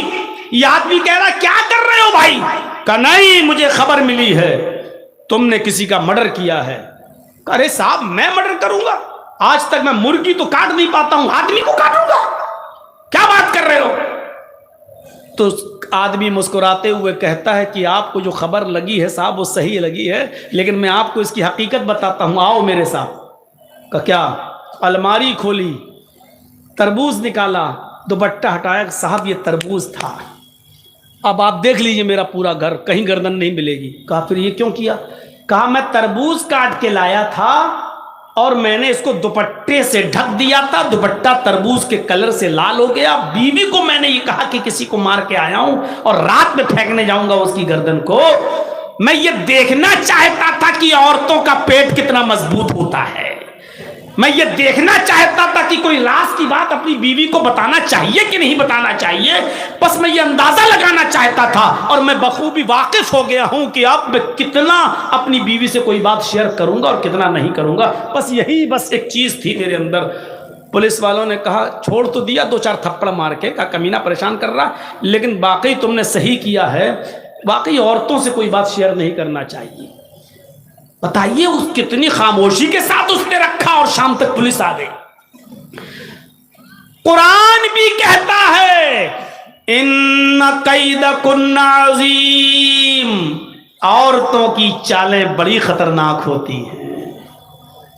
اب قرآن کی بات کون جھٹلائے گا؟ ہماری ماں بہن پہلی بات تو سنی نہیں رہی ہوں گی، اچھا ہے بیچاری وہ اپنا کپڑا دکھائیں، ساڑی دکھائیں، چپل دکھائیں، زیور دکھائیں، اب رات کے 2 بجے کون بیچارہ سنے گی ہماری بات؟ اب ان کو فرصت ہی مل جائے اپنا کپڑا اور سینڈل اور چپل دکھانے سے، یہی بہت بڑی بات ہے۔ لیکن جو سن رہی ہیں وہ سنیں، غصہ نہ ہو میرے اوپر۔ قرآن نے کہا ان کیدکن عظیم، عورتوں کی چالیں بڑی خطرناک ہوتی ہیں۔ اب عورتوں میں چرچا ہو گیا مصر کے اندر، لو بادشاہ مصر کی بیوی نے اپنے غلام کو دل دے دیا، اپنے 2 کوڑی کے غلام کو۔ اب بادشاہ کی بیوی کو بڑا برا لگا کہ کمبخت میرے بارے میں ایسی باتیں کر رہی ہیں، ان کو کیا معلوم یوسف کتنے خوبصورت ہیں۔ کہا اچھا چلو، اب دیکھیے ایک اور چال چلی بادشاہ مصر کی بیوی نے۔ کیا چال چلی؟ ساری عورتوں کو بلایا، دعوت دے دی، دسترخوان لگا دیا، سب کے سامنے پھل رکھ دیے اور چھری رکھ دی، لو پھل کاٹو اور کھاؤ۔ یہ بھی ایک چال تھی۔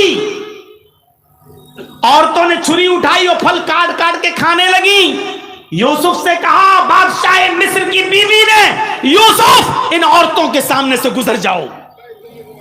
اور جب بادشاہ مصر کی بیوی کی بات مان کر یوسف جب ان عورتوں کے سامنے سے گزرے، اور مصر کی عورتوں نے جب یوسف کو دیکھا تو پھل کاٹ رہی تھی، انگلی کٹنے لگی۔ کبھی کبھی آپ دیوار پہ تیز سر مار دیں تو اس وقت آپ کو تکلیف نہیں ہوگی، آدھے گھنٹے کے بعد درد ہوگا۔ اوف، کبھی کبھی اچانک آپ کو چوٹ لگ جائے تو اس وقت وہ جگہ سن ہو جاتی ہے، آپ کو تکلیف نہیں ہوگی، بعد میں تکلیف ہوتی ہے۔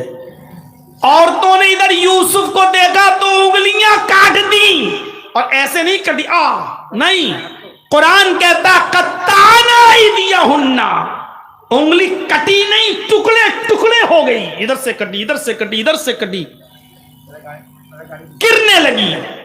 قطع یقطع کے معنی کاٹنا، اور قطع یقطع تختی کے معنی ہوتے ٹکڑے ٹکڑے کرنا۔ ان عورتوں نے اپنی انگلیوں کے ٹکڑے ٹکڑے کر دیے۔ الفاظ کی زیادتی معنی کی زیادتی پر دلالت کرتی ہے، کئی جگہ سے ان کی انگلیاں کٹ گئیں اور ان کو تکلیف ہی نہیں ہو رہی ہیں، انگلیاں کٹ کے گر رہی ہیں، اور یوسف کی خوبصورتی دیکھ کر وہ دیوانی ہو گئی۔ اور قرآن کہتا ہے چیخ پڑی ما ھذا بشر، یہ انسان ہے ہی نہیں، یہ انسان نہیں ہے۔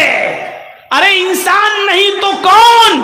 ان ھذا الا ملک کریم، یہ تو کوئی بزرگ فرشتہ نظر آتا ہے، یہ تو کوئی بزرگ فرشتہ دکھائی دے رہا ہے، یہ تو انسان نظر ہی نہیں آ رہا ہے۔ ان ھذا الا ملک کریم، یہ تو فرشتہ دکھائی دے رہا ہے۔ ابھی تک بادشاہ مصر کی بیوی فریفتہ تھی، اب ساری عورتیں یوسف کی دیوانی ہو گئی۔ کیسی خطرناک چال چلی۔ اب ان عورتوں سے کہا دیکھ رہی ہو نا، اب بتاؤ میرا کیا قصور ہے؟ یہ ایک اور چال، कैसी खतरनाक चालें होती हैं औरतों की। फोन नंबर भी ढूंढ लेंगी, कॉल भी करेंगी, रात भर जगाएंगी भी, चैटिंग भी करेंगी, टाइम देकर आपको अपने घर बुलाएंगी भी, और फिर आपका नाम भी लेकर आपको फंसा भी देंगे। और अगर दो आंसू निकाल दिए तो बस पूछो मत, सारी दुनिया हमदर्द हो जाएगी। कमीना कितना बड़ा कुत्ता है, बेचारी इस औरत को रुला रहा है। अरे उसके आंसुओं ही में तो सारा मक्र और फरेब छिपा हुआ है जो तुम्हारी समझ में नहीं आ रहा है। बन गए झूठे हमदर्द उसके पास जाकर। अगर औरतों की चालें खतरनाक ना होती तो कुरान ये ना कहता इन्ना कैदा कुन्ना अजीम, इनकी चालें बड़ी खतरनाक हैं। एक और चाल चली, बताओ ऐ मिस्र वालियों मेरा क्या कसूर है, खूबसूरत ही इतना है कि मेरा दिल आ गया। सारी औरतें कहने लगी नहीं नहीं तुम्हारा कोई कसूर नहीं, मेरा तो खुद ही आ गया। अब जब ये कबूल करवा लिया कि तुम्हारा भी दिल इसके ऊपर आया, तो सुनो क्या कहा। ओफो, कुरान क्या कहा बादशाह मिस्र की बीवी ने। आए और तो सुन लो, यूसुफ को सामने रखकर क्या कहा। अगर इस लड़के ने, इस नौजवान ने अगर मेरी बात न मानी, धमकी दी, अगर इसने मेरी बात न मानी और मेरा कहा न माना, और जो चीज मैं इससे चाहती हूं अगर इसने मेरे मुतालबे को पूरा न किया, तो इसको मैं सख्त से सख्त सजा दिलवाऊंगी या जेल में सड़ा दूंगी, जेल भेज कर रहूंगी। ये जेल में सड़ेगा, ये जेल में जाएगा, लंबी मुद्दत तक जेल में रहेगा, जेल में इसको सड़वा दूंगी।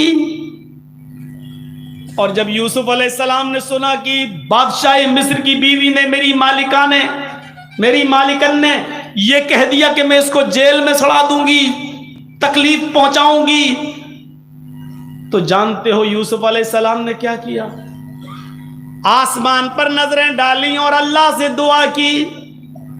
जब यूसुफ अल्लाह से दुआ कर रहे थे तो उस दुआ में भी औरतों के मक्र और फरेब और चाल का जिक्र कर रहे थे। और यूसुफ ने जो दुआ की वो क्या दुआ की, रब्बिस सिजनु अहब्बु इलैया मिम्मा यदऊननी इलैहि। आए मेरे रब, मुझे जेल में जाना ज्यादा महबूब है, मुझे जेल में जाना ज्यादा पसंद है, मुझे जेल में जाना गवारा है, लेकिन वो काम करना गवारा नहीं जिस काम की तरफ ये औरतें मुझे बुला रही हैं। यदऊननी इलैहि, जिस काम की तरफ ये मुझे बुला रही हैं। पता चला कि एक औरत नहीं बुला रही थी, सारी औरतें ये चाह रही थी कि यूसुफ मेरे साथ मुंह काला कर ले, यूसुफ मेरे साथ टाइम दे दे और मुझे वक्त दे दे। इसलिए यदऊननी जमा मुअन्नस गायब का सेगा इस्तेमाल हुआ है। क्या कहा, आए अल्लाह मुझे जेल में जाना ज्यादा पसंद है, मुझे जेल में सड़ जाना पसंद है, मुझे जेल की जिंदगी गवारा है, मुझे जेल खाना पसंद है, लेकिन वो काम करना पसंद नहीं है जिस काम की तरफ ये औरतें मुझे बुला रही हैं और मुझे दावत दे रही हैं। इसके बाद जो दुआ की वो ये की, व इल्ला तस्रिफ अन्नी कैदहुन्ना, आय अल्लाह इनकी चालों से बचाना तेरा काम है, आय अल्लाह इनके मकरो फरेब से बचाना तेरा काम है। आय अल्लाह अगर तूने मुझे इनके चालों से महफूज न किया, इनके इरादों से महफूज न किया, इनकी चालों से और इनके ढोंग से अगर तूने मुझे मेरी हिफाजत ना फरमाई, अस्बु इलैहिन्ना व अकुम मिनल जाहिलीन, तो मैं भी इनकी तरफ गिर जाऊंगा, मैं भी इनकी तरफ माइल हो जाऊंगा, मैं भी इनकी तरफ झुक जाऊंगा। अगर तूने मुझे इनकी चालों से न बचाया, अगर तूने मुझे इनकी चालों से महफूज न किया, तो मैं भी इनके साथ मुंह काला कर बैठूंगा। व अकुम मिनल जाहिलीन, और मेरा शुमार नादानों में और जाहिलों में हो जाएगा। क्या कहा यूसुफ अलैहिस्सलाम ने, अल्लाह इनकी चालों से तू मुझे बचा ले, जेल में भले ही चला जाऊं वो मुझे गवारा है। अब सुनिए तालीम देखिए क्या है। यूसुफ अलैहिस्सलाम के फिर वो पीछे पड़ के रह गई, ये जेल में भी जाने के लिए तैयार है, जबरदस्ती करूं इसके साथ। अब जबरदस्ती करने लगी। क्या कहा? यूसुफ इधर आओ, चलो एक काम है। कुरान कहता है अंदर ले गई, ये दरवाजा बंद, और अंदर ले गई, दूसरा दरवाजा बंद, और अंदर ले गई, तीसरा दरवाजा बंद, कई दरवाजों के अंदर ले गई। और जब लास्ट वाले कमरे में पहुंची तो कहने लगी, आए यूसुफ आओ, अच्छा मौका है, एक खूबसूरत औरत तुम्हारे पास है, तन्हाई का मौका है, आओ आओ मेरे करीब आओ। यूसुफ को जब अपने करीब बुलाने लगी तो यूसुफ अलैहिस्सलाम ने कहा, माअज़ल्लाह, अल्लाह की पनाह, मैं ये काम नहीं कर सकता। वो उठी, यूसुफ भागे। कुरान देखिए, यूसुफ अलैहिस्सलाम ने दरवाजा खोला, आगे बढ़े, ये भी आगे बढ़ी, दूसरा दरवाजा खोला और आगे बढ़े, आखिरी दरवाजे पे पहुंच गए। पहुंचते पहुंचते उस औरत ने यूसुफ के दामन को पीछे से पकड़ा और यूसुफ दरवाजा पकड़े हुए थे ऐसे। यूसुफ, ये हट गया, यूसुफ दरवाजा पकड़े हुए थे पहले से, और जैसी खींचा उस औरत ने अपनी तरफ, बादशाह मिस्र की बीवी ने अपनी तरफ यूसुफ को खींचा तो यूसुफ का कुर्ता पीछे से फटता चला गया। कौन ये खतरनाक लाइट मार रहा भाई? ये लाइट लड़कियों पे मारी जाती है तो मुझ पे मार रहे हो? कितनी भी अकल नहीं है तुम्हें? जरूर कोई छिछोरा है जिसको उसके बाप ने तरबियत नहीं दी। मेरे भाइयों, जैसे ही खींचा यूसुफ जमीन पर गिरे, सामने दरवाजा खुल गया, क्योंकि यूसुफ दरवाजे को पकड़े हुए थे। उसने पीछे से खींचा, कुर्ता फटा, ऐसे गिरे, दरवाजा खुल गया, यूसुफ जमीन पर गिरे, सामने बादशाह खड़ा है। गौर करो, बादशाह, पीछे से कमीज फटी हुई। फौरन इस औरत ने जब देखा तो देखने के बाद अपने शौहर को दरवाजे पर देखा, झट से वही चीज जो मैं पहले कह रहा था आपको, इन्न कैदकुन नाज़िम, बड़ी खतरनाक होती है इनकी चालें। तो यूसुफ अलैहिस्सलाम पर ही इल्जाम लगा दिया। देख रहे हैं आप, अंदर ले गई बादशाह मिस्र की बीवी, दरवाजे बंद किए बादशाह मिस्र की बीवी ने, यूसुफ को बुलाया बादशाह की बीवी ने, लेकिन जब पकड़ी गई चोरी तो सामने बादशाह खड़ा है और बादशाह मिस्र की बीवी कहती है, जो तुम्हारे अहल के साथ, बीवी के साथ गलत काम के इरादे से अंदर घुस जाए, कपड़े तक फट जाएं, ऐसे शख्स की सजा क्या होनी चाहिए? बिलाखिर उस यूसुफ अलैहिस्सलाम को तोड़ मरोड़ कर इल्जाम लगाकर जेल के अंदर भिजवा दिया। मुफस्सिरीन के अलग अलग अक़वाल हैं। कोई कहता है कि 10 साल यूसुफ जेल खाने में रहे, किसी मुफस्सिर ने लिखा है कि 7 साल जेल खाने में रहे, एक लंबी मुद्दत जेल खाने में रहे। ख्वाब की ताबीर बताई, मिस्र में जब कहत पड़ा, उस कहत की ताबीर बताई तो बादशाह ने फिर इजाजत दी कि उसको जेल से निकालो, और वही जो ये ताबीर बता रहा है वही उसका हल भी बताएगा, और किसी भी तरीके से उनको मुल्क मिस्र का बादशाह बना दिया गया। अब आप सोचिए, बचपन से दूर, अपने बाप से दूर, बचपन में कुएं में फेंके गए, मिस्र के बाजार में बेचे गए, फिर बादशाह के घर आए, फिर जवान हुए, मुख्तलिफ मराहिल से गुजरे, 7 साल या 10 साल जेल की सलाखों में भी रहे, उसके बाद निकले और मुल्क मिस्र के बादशाह बन गए। और बादशाह बनने के बाद अपनी कमीज एक कासिद को देकर भेजा, फला बस्ती में चले जाओ, एक बूढ़ा आदमी होगा, उसका नाम याकूब होगा, ये कमीज उसको दे देना और इतना कह देना उससे कि ये कमीज तुम पहचान लोगे, वो बूढ़ा आदमी इस कमीज को पहचान लेगा। एक कासिद को कमीज दी, अपनी कुर्ता दिया अपना, और उस कमीज को देकर कासिद के हाथ से भेजा। वो कासिद नहीं जानता था कि जिसके पास भेज रहे हैं यूसुफ वो उनका बाप है। वो कासिद, वो एलची, वो दूत, वो मैसेंजर, वो पैगाम्बर जाता है और यूसुफ अलैहिस्सलाम की वो कमीज लेकर उस बस्ती में पहुंचता है और पूछते पूछते याकूब को ढूंढ लेता है। याकूब अलैहिस्सलाम के पास जाकर कहता है, मुल्क मिस्र के बादशाह ने ये कमीज तुम्हें दी है, इस कमीज को देखो। उसने कहा ये कमीज तुम्हें देंगे तो तुम पहचान लोगे ये कमीज किसकी है।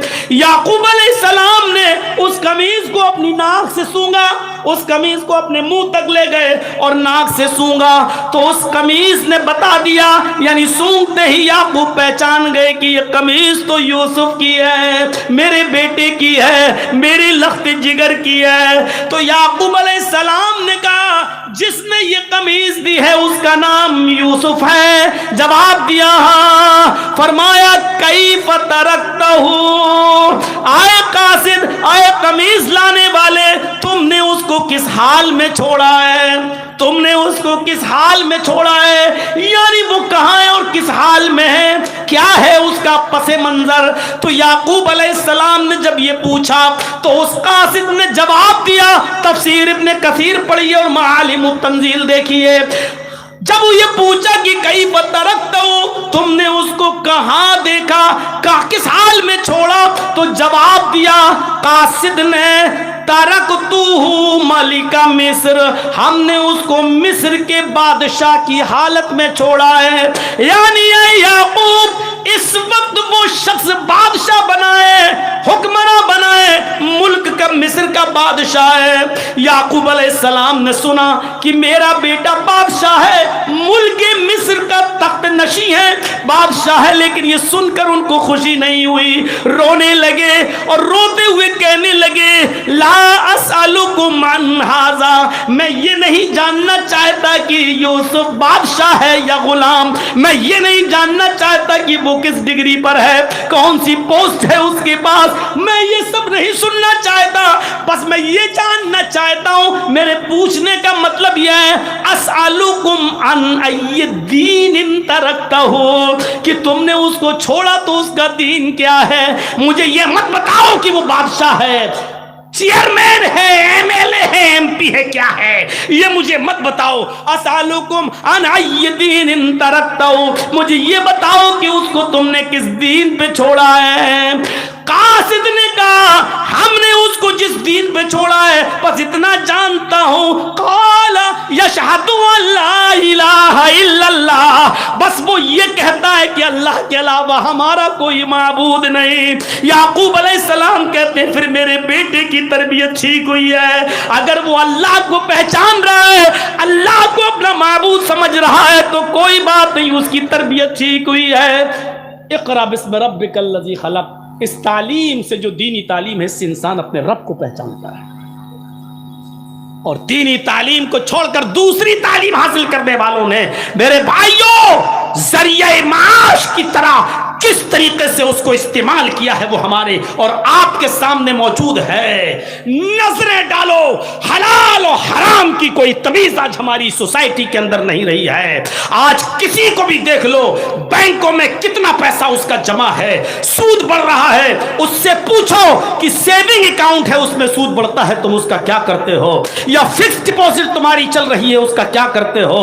ये बताओ कि किस किस के पास क्रेडिट कार्ड है, और क्रेडिट कार्ड जब तुम बनवाते हो तो बताओ कभी अगर उसमें वक्त पर पैसा बैंक को नहीं दिया तो सूद देते हो या नहीं देते हो। तो मेरे भाइयों आप गौर करें कि उसी नबी ने हमें रब की मार्फत देते हुए इस कमाई को हराम करार देते हुए फरमाया कि दिरहम रिबा याकुलहु रजुलु वहुवा यालम, अगर कोई शख्स सूद का, ब्याज का एक दिरहम खा ले, एक दिरहम 1 रुपए से भी कम होता है, एक दिरहम अगर सूद का खा ले, अशद्दु मिन सित्तिन व सलासीन ज़नियतन, गोया कि उसने 36 मर्तबा जिना किया है।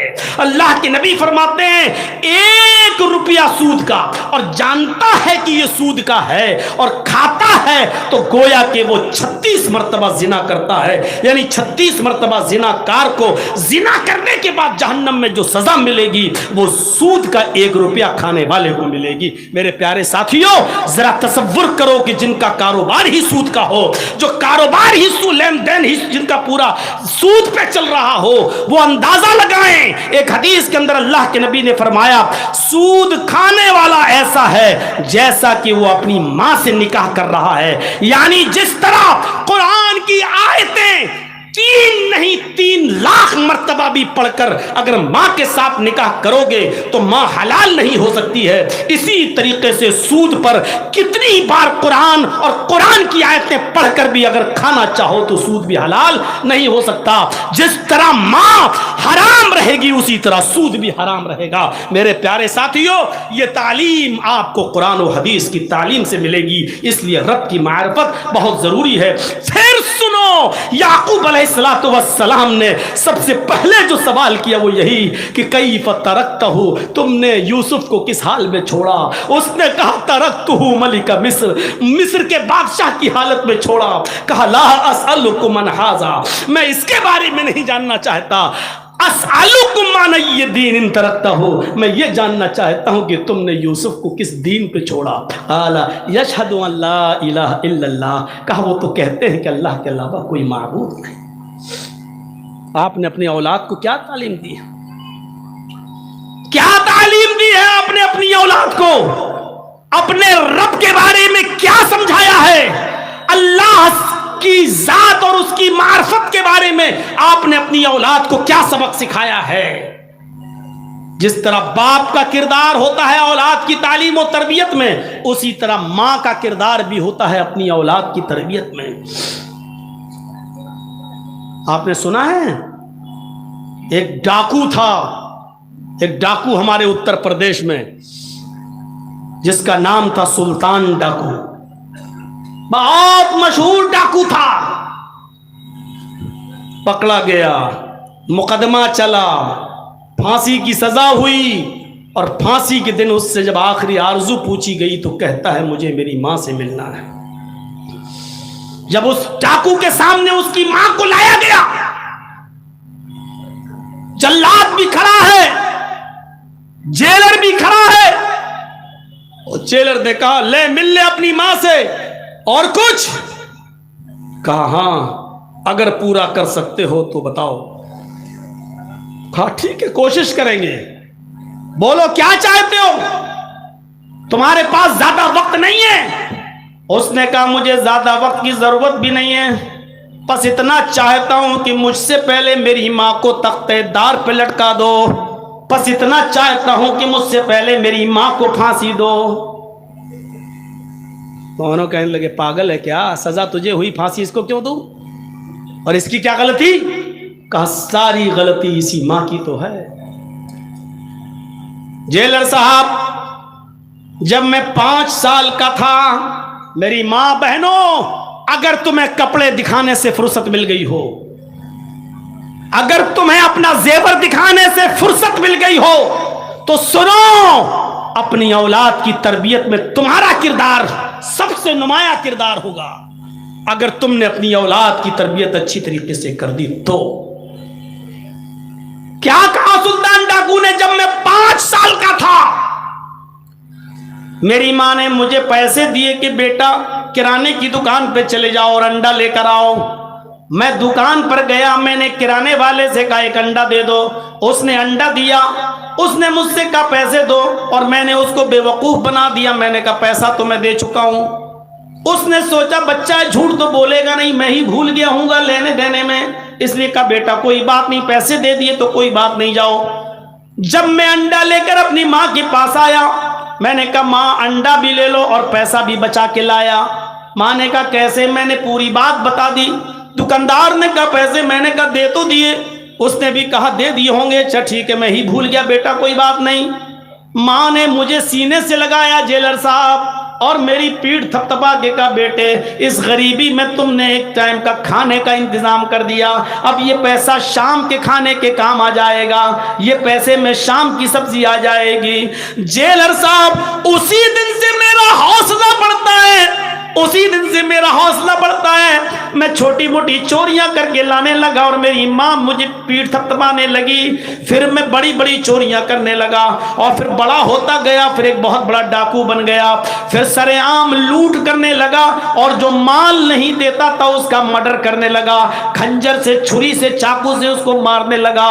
किसी का कत्ल कर देना मेरे लिए मामूली बात हो गई, बस मुझे माल चाहिए। अगर आसानी से कोई दे देता तो ठीक है, नहीं देता तो उसको कत्ल करके मैं उसका माल छीन लेता था।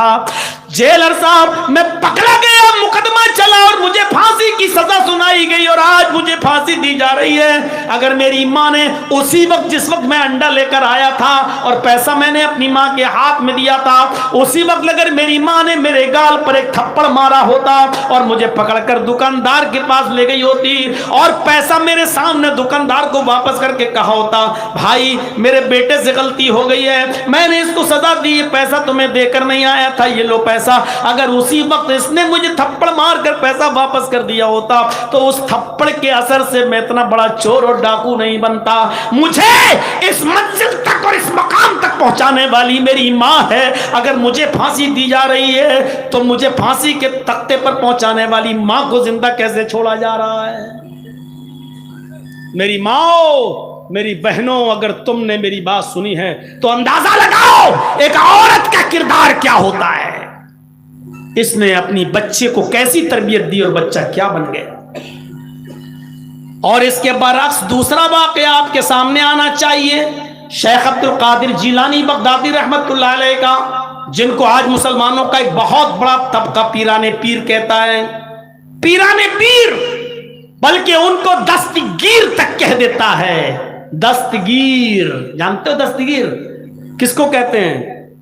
अल्लाह को गिरने से बचाने वाला दस्तगीर। अल्लाह ताला के बारे में अकीदा है इनका कि वो आ रहा था, मुझे दिखा रहा था छठा आसमान, सातवां आसमान, चौथा आसमान, अचानक अल्लाह का पैर फिसला, करीब था कि अल्लाह गिर जाए, करीब था कि अल्लाह गिर जाए, मैंने हाथ पकड़कर उनको खींच लिया। उस दिन से नाम पड़ गया अब्दुल कादिर दस्तगीर। अल्लाह फिसल गया, अल्लाह गिर गया, और अल्लाह को गिरने से बचाने वाले कौन थे? अब्दुल। जिनके अकीदे ये हों उनसे क्या तवक्को रखी जाएगी। अब्दुल कादिर जिलानी की उम्र जब 12 साल की थी तो ये काफिले वालों के साथ जा रहे थे। मां ने 40 अशरफियां इनके कुर्ते के अस्तर में सिल दी और कहा, बेटे तुम जा तो रहे हो, इनके साथ रहना, अलग मत होना, और याद रखना हालात कितने भी खराब हों, कितने भी नाजुक हालात हों, कितनी भी बुरी कंडीशन हो, कैसे भी हालात हों, लेकिन बेटे झूठ कभी मत बोलना। चाहे कितने बुरे हालात पैदा हो जाएं, तुम झूठ मत बोलना, हमेशा सच बोलना, झूठ मत बोलना। ये नसीहत करके मां ने अपने बेटे को, 12 साल के बच्चे को रुखसत कर दिया। ये काफिला रवा दवा हो गया, चलने लगा, और जब ये कहीं गुजर रहा था सहरा और जंगल से, वही डाकू छिपे हुए थे चोर, उन चोरों ने इस काफिले पर हमला कर दिया, सबका माल लूट लिया। इस बच्चे के पास से भी एक चोर गुजरा और कहने लगा, ए लड़के तेरे पास भी कुछ है? आए बच्चे तेरे पास भी कुछ है? अब्दुल कादिर जिलानी ने कहा, हाँ मेरे पास भी है। चोर आ गया करीब, क्या तेरे पास भी है? कहा क्या है? कहा 40 अशरफी। अरे कहाँ है भाई, मुझे तो नहीं दिख रही हैं, कहाँ है? कहा ये है, ये कोट कुर्ते के अस्तर में। उसको उधेड़ कर देखा तो 40 अशरफी मिलती हैं। चोर दंग रह गया, बेटा ये तो यहाँ छिपी हुई थी, हम तो यहाँ तक पहुंच भी नहीं पाते, और तुम तो इतने छोटे बच्चे हो कि तुम्हारी तलाशी भी कोई नहीं लेता। ये बताओ तुम जब ये अशरफियां छुपी हुई थी तो तुमने बता क्यों दिया? क्या जवाब देता है वो बच्चा? मेरी बहनों सुनो और मेरी कौम की बेटियों सुनो, मेरी माँ सुनो। उस बच्चे ने जवाब दिया कि जब मैं घर से निकल रहा था तो मेरी माँ ने मुझे नसीहत करते हुए फरमाया, बेटे हालात कितने भी नाजुक हों, कितने भी नागुफ्ताबे हों, कितने भी खराब हों, लेकिन झूठ कभी मत बोलना। जब तुमने मुझसे पूछा कि तुम्हारे पास भी कुछ है तो मैंने कह दिया हाँ। जब पूछा क्या है तो मैंने कहा 40 अशरफी। मैं अपनी माँ का कहना कैसे ठुकरा सकता था, जबकि मेरी माँ ने ये कहा था कि हालात कितने भी खराब हों लेकिन बेटे झूठ कभी मत बोलना, इसलिए मैंने सच सच बता दिया। उस चोर ने कहा, वाह تو اپنی ماں کا اتنا کہنا مانتا ہے اور میری تو ساری زندگی اسی چوری اور ڈکیتی میں گزر گئی، میں نے تو آج تک اپنے رب کی فرما برداری نہیں کی، میں کتنا بڑا نکما اور کمینہ انسان ہوں۔ وہ اس بچے کو لے کر اپنے سردار کے پاس گیا اور پورا واقعہ بتایا۔ سردار کے اوپر بڑا اثر ہوا، اس نے سارے چوروں کو حکم دیا کہ ان لوگوں کا لوٹا ہوا مال واپس کر دو اور سب توبہ کرو، اور آج کے بعد کوئی بھی نافرمانی نہیں کرے گا اپنے رب کی۔ سب نے اللہ کے حضور سچی توبہ کی اور دعا کی، اللہ کے سامنے گڑ گڑائے اور روئے۔ تو میرے بھائیوں، ایک بچے کے سچ بولنے سے سارے کے سارے چوروں نے اللہ سے توبہ کر کے صحیح راستہ پکڑ لیا۔ اس بچے کو صحیح تربیت دینے والی بھی ایک ماں تھی۔ ماں کا کردار بڑا عجیب ہوتا ہے۔ ماں کا کردار، ماں چاہے تو اپنے بچے کو ڈاکو بنا دے، اور ماں کی تربیت چاہے تو اپنے بچے کو ایسا بنا دے کہ وہ وقت کا ایک بہت بڑا ولی اللہ بن جائے، وقت کا ایک بہت بڑا مجاہد بن جائے، وقت کا بہت بڑا خدا ترس بن جائے۔ میرے بھائیوں، یہ آج امام کعبہ کو جو آپ دیکھتے ہو، یہ سدیس صاحب جن کی قرت آپ سنتے ہیں، ان کے بارے میں قصہ معلوم ہے، یہ کوئی شرارت کر رہے تھے تو ماں نے غصے میں بد دعا دی۔ آج کی مائیں کیا بد دعا دیتی؟ مر جا کتے، دکھتا نہیں کتے، ستاتا ہے کتے۔ آج یہ بد دعا دیتی ہے ماں، مر جا نالائق بے شرم، اس طریقے کی۔ اور یہ قاری سدیس، ان سے غلطی ہوئی، ماں کو پریشان کر رہے، ماں نے پکڑ کے تھپڑ لگایا اور بد دعا نہیں دی۔ اس غصے میں بھی دعا نکلی ماں کی زبان سے، تو یہ نکلی، جا اللہ تجھے کعبے کا امام بنا دے، اللہ کرے کہ تو کعبے کا امام بن جا۔ اس غصے میں بھی ماں کی زبان سے جملہ نکلا تو کیا نکلا؟ اللہ تجھے کعبے کا امام بنا دے۔ نہ جانے کون سے وقت میں اس کی زبان سے یہ دعا نکلی، اور آج وہ بچہ بڑا ہو کر آج خانہ کعبہ کا امام ہے، اس مکے کا امام ہے۔ ہماری ماں و بہنوں سنو، یہ تربیتیں ہوتی ہیں ماں کی اپنی اولاد کے تعلق سے۔ آج ہماری تربیت کیا ہے؟ آج ہماری تربیت کیا ہے؟ ارے ابن ربیعہ کا واقعہ سنے ہو؟ تاریخ خطیب بغدادی پڑھیے، خطیب بغدادی نقل کرتے ہیں، ابن ربیعہ کے باپ ربیعہ ابن الفروخ تھے، بیٹا پیٹ میں ہے، حمل ہے، 1-2 مہینہ باقی ہے بچہ پیدا ہونے میں، لیکن سفر پیش آ گیا۔ ان کو سفر پہ جانا تھا، 20,000 دینار اپنی بیوی کو دیتے ہیں ربیعہ، اور کہتے ہیں کہ لو میں خرچے کے طور پر یہ 20,000 دینار دے کر جا رہا ہوں، مجھے آنے میں 2 مہینے بھی لگ سکتے ہیں، 1 سال بھی لگ سکتا ہے، سفر لمبا ہے، 2-3 سال بھی لگ سکتے ہیں، میں جا رہا ہوں۔ ربیعہ اپنی بیوی کو 20,000 دینار دے کر چلے جاتے ہیں، لیکن ربیعہ کو لوٹنے میں 27 سال لگ گئے۔ 1 سال نہیں، 2 سال نہیں، 3 سال نہیں، پورے 27 سال کے بعد ربیعہ ابن الفروخ جب لوٹ کر آئے تو اس زمانے میں یہ حدیث بھی ہے، اب تو خیر موبائل کا زمانہ ہو گیا ہے، آپ کہیں باہر سے ہیں تو اپنے گھر جانے سے پہلے فون کر دیں اپنی بیوی کو کہ میں آ رہا ہوں اور اس وقت تک گھر پہنچ جاؤں گا۔ جانتے ہو اپنے گھر میں اپنی بیوی کو یہ کہہ دینا ضروری ہے، کیوں؟ پتہ نہیں بیوی کس کنڈیشن میں بیٹھی ہو، اور آپ 1 مہینے 2 مہینے کے بعد سفر سے آ رہے ہو اور دیکھو کہ کچن میں گھسی ہوئی ہے سلوار، اور پراگندہ حال ہے، بال بکھرے ہیں اور کچھ اس نے تیاری نہیں کی ہے، اور آپ گھر میں گھسو بڑے ارمانوں کے ساتھ، اور بیوی کا چہرہ سوچ رہے ہوگے کہ ملے گی ہیما مالنی، گھر میں گئے تو دیکھا چڑیل، اس کا چہرہ منہ، اب آپ کے غصے میں طلاق طلاق طلاق، کم بخت میں تو آیا ہوں سوچ کے کچھ اور تو بھوتنی بنی بیٹھی ہوئی ہے کیا؟ اسی لیے حدیث کے ایک لفظ پر غور کیجئے، اللہ کے نبی کہتے ہیں اطلاع کر دو، اس زمانے میں کہہ رہے ہیں کہ اطلاع کر دو۔ اور کوئی آدمی جب باہر سے آتا تھا تو اپنے گاؤں کی مسجد میں رک جاتا تھا، اور مسجد سے رک کر کسی کو بھیج کر کہتا تھا کہ تمہارے شوہر آ چکے ہیں، مسجد میں ہیں، کیا گھر میں آنے کی اجازت ہے؟ अगर बीवी इजाजत देती तो शौहर घर में जाता और बीवी नहीं देती तो वो मस्जिद ही में रहता। इतनी देर में बीवी अपना मेकअप कर ले, बन सवर कर तैयार हो जाए ताकि मेरे शौहर की नजर मुझ पे पड़े तो वो हमको अच्छे अंदाज में देखें।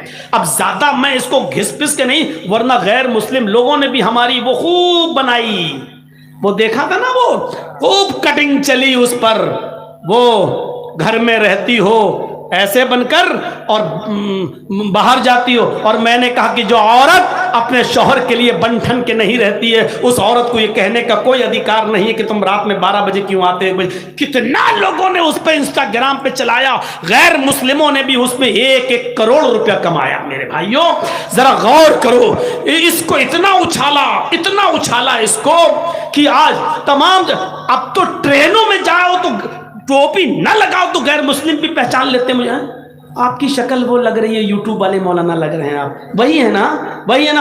अब तो ये हाल हो गया है कि अगर पैंट शर्ट पहन के भी सफर करो तब भी लोग पहचान लेते हैं। ये सूरत हाल हो गई अब उस वीडियो के बाद से। तो मेरे भाइयों, रबिया इब्न अल फर्रुख जब आए मस्जिद में ठहर गए और घर खबर भिजवा दी कि मैं आया हूं 27 साल के बाद, बताओ मैं घर पे कब आ जाऊं। तो बीवी ने कहा कि तुम मगरिब की नमाज के बाद घर पे आना। शौहर ने असर की नमाज मस्जिद में पढ़ी, एक खूबसूरत नौजवान लड़के ने नमाज पढ़ाई और चला गया। मगरिब की नमाज के लिए वही खूबसूरत नौजवान लड़का आता है, अच्छी किरत करता है और बेहतरीन अंदाज में दर्स देता है, उस दर्स में लोगों को रुला देता है, सबकी आंखों में आंसू आ जाते हैं। रबिया इब्न अल फर्रुख मस्जिद के कोने में जाते हैं, अपने दोनों हाथों को उठाकर कहते हैं, अल्लाह काश तूने मुझे भी कोई बेटा दिया होता, काश तूने मुझे भी कोई औलाद से नवाजा होता, मैं भी अपनी औलाद को, अपने बेटे को ऐसा ही आलिम बनाता, ऐसा ही हाफिज बनाता, ऐसा ही कारी बनाता, आज उसकी जबान से कुरान के अल्फाज सुनकर मेरा दिल खुश होता। उस नौजवान की किरत और तकरीर से मुतासिर है। थोड़ी देर के बाद फिर खबर आती है, आपकी बीवी ने आपको घर में आने की इजाजत दी है, अब आप घर जा सकते हैं। जैसे ही रबिया इब्न अल फर्रुख घर की तरफ जाते हैं, दरवाजे को दस्तक देते हैं, बीवी छिपी हुई है। बेटे ने दरवाजा खोला जो अब 26 साल का हो चुका है। जब उसने दरवाजा खोला तो सलाम किया रबिया इब्न अल फर्रुख ने, अस्सलामु अलैकुम। बेटे ने जवाब दिया वालेकुमुस्सलाम। रबिया ने बेटे को देखा कि ये वही बच्चा है जो मस्जिद में असर की नमाज पढ़ा रहा था और मगरिब में खूबसूरत अंदाज में किरत कर रहा था। रबिया चौंके और फिर सोचा कहीं किराएदार तो नहीं है, कहीं किराए के मकान में तो नहीं रहता है। बीवी जो छिपी हुई थी वो बाहर आती है, कहती है, रबिया ये तुम्हारा बेटा है, इब्न रबिया ये तुम्हारा लख्ते जिगर है जिसको तुम मेरे पेट में अमानत समझकर छोड़ गए हो। ये तुम्हारी अमानत थी, तुम्हारे जाने के बाद 2 महीने के बाद ये मैंने इसकी विलादत की, पैदा हुआ, फिर मैंने इसकी अच्छी तालीम तरबियत की। रबिया ने जब देखा कि ये मेरा बेटा है तो आसमान पे नजरें डालियो, कहा अल्लाह मेरी दुआ मांगने से पहले ही तूने कबूल फरमा ली और मैं जैसी औलाद चाहता था वो औलाद तूने मुझे अता फरमाई। फिर वो दोनों मियां और बीवी अपने रूम में जाते हैं और जाने के बाद शौहर ने कहा, मेरी बीवी 20,000 दीनार मैं तुम्हें देकर गया था, कुछ बचाया नहीं। बीवी ने कहा, अब ये बताओ कि 20,000 दीनार तुम्हें ज्यादा महबूब है या इस बच्चे की तालीम, इस बच्चे की तरबियत जो मैंने इस बच्चे के ऊपर खर्च किया है। फरमाया, मेरी बीवी तूने 20,000 दीनार को जाये नहीं होने दिया, 20,000 दीनार को तूने बर्बाद नहीं किया, तूने उसको सही जगह पे लगाया, तूने उसको सही मकाम पर खर्च किया। अल्लाह ने मुझे स्वाले और नेक औलाद और आलिम और फाजिल और कारी की शक्ल में मुझे दे दी, ये बहुत बड़ी अमानत है। ऐ मेरी बीवी तूने मेरी अमानत का सही इस्तेमाल किया है। मेरे भाइयों, एक आम मौजूदगी में भी अपने बच्चे की तरबियत कर सकती है। स्कूलों में तरबियत नहीं मिलेगी, कॉलेजेस में तरबियत नहीं मिलेगी, बड़े बड़े डिग्री कॉलेजेस में तरबियत नहीं मिलेगी। क्यों? अगर कॉलेजेस और डिग्री कॉलेज और स्कूलों में और मेडिकल कॉलेजों में अगर तरबियत मिली होती तो आज बड़े बड़े पढ़े लिखे लोग पैंट की चेन खोलकर गधे और कुत्ते की तरह सड़कों के किनारे पे खड़े होकर पेशाब करते हुए नजर नहीं आते। आज इनका खड़े होकर सड़कों पर खड़े होकर पेशाब करना यह बताता है कि इन्होंने सिर्फ डिग्रियां हासिल कर ली है, तरबियत नहीं।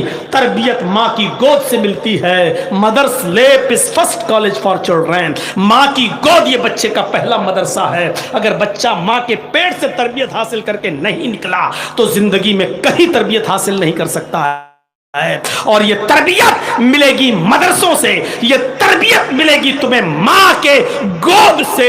इसलिए ऐसी तरबियत अगर अपनी औलाद की चाहते हो तो अच्छी माओं का इंतखाब करो और अच्छे मदरसों का इंतखाब करो। तो मेरे प्यारे साथियों, हम क्या तरबियत देंगे?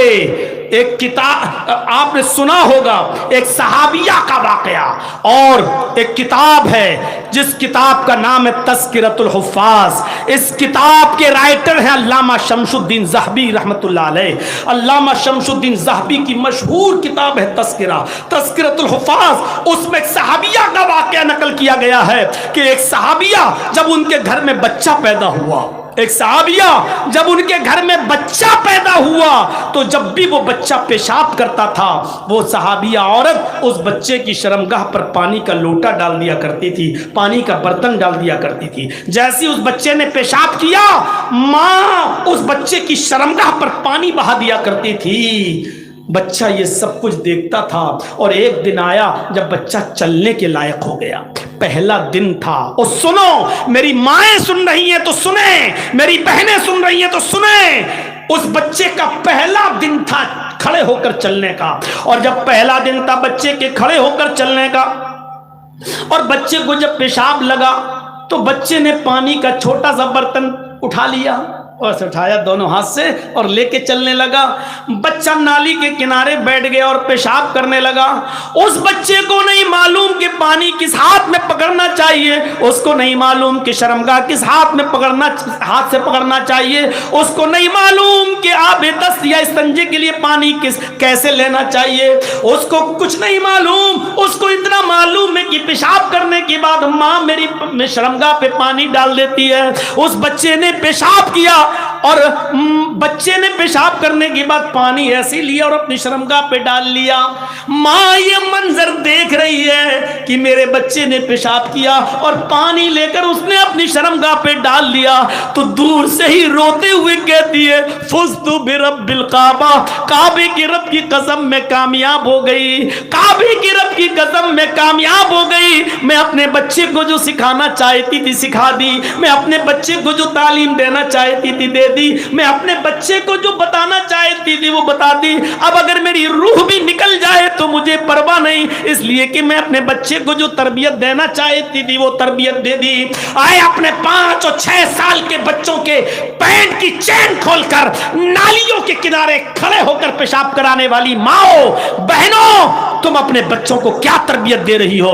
आज तुम्हारी गोद में पलने वाली 10-10 साल की लड़कियां भी कैसे कपड़े पहन रही हैं, 12 साल की बच्चियां कैसे कपड़े पहन रही हैं। और तो और मुझे नहीं मालूम कि तुम्हारे झारखंड का क्या हाल है। आओ लखनऊ की सरजमीन पर बड़े बड़े हाजियों, बड़े बड़े नमाजियों, बड़े बड़े मुल्ला मौलवियों और कारियों और हाफिजों की बेटियां जिनकी उम्र 18, 19, 20 साल की हो चुकी है, लखनऊ यूनिवर्सिटी और ऐसे ही दूसरे कॉलेज में पढ़ने वाली ये हाजियों, नमाजियों की और मौलवियों की और कारियों की लड़कियां आज इंस्टाग्राम पर रील बना रही हैं। सरों से दुपट्टे उनके उतर चुके हैं, उड़ियां हैं, आधे नंगे कपड़े और चुस्त लिबास में डांस कर रही हैं, डांस कर रही हैं और नाच रही हैं और अपने सीने का हिस्सा दिखा दिखा कर इंस्टाग्राम पे पैसे कमा रही हैं। और बेगैरत बाप अपनी बेटी के इस कारनामे को तरक्की कहता है,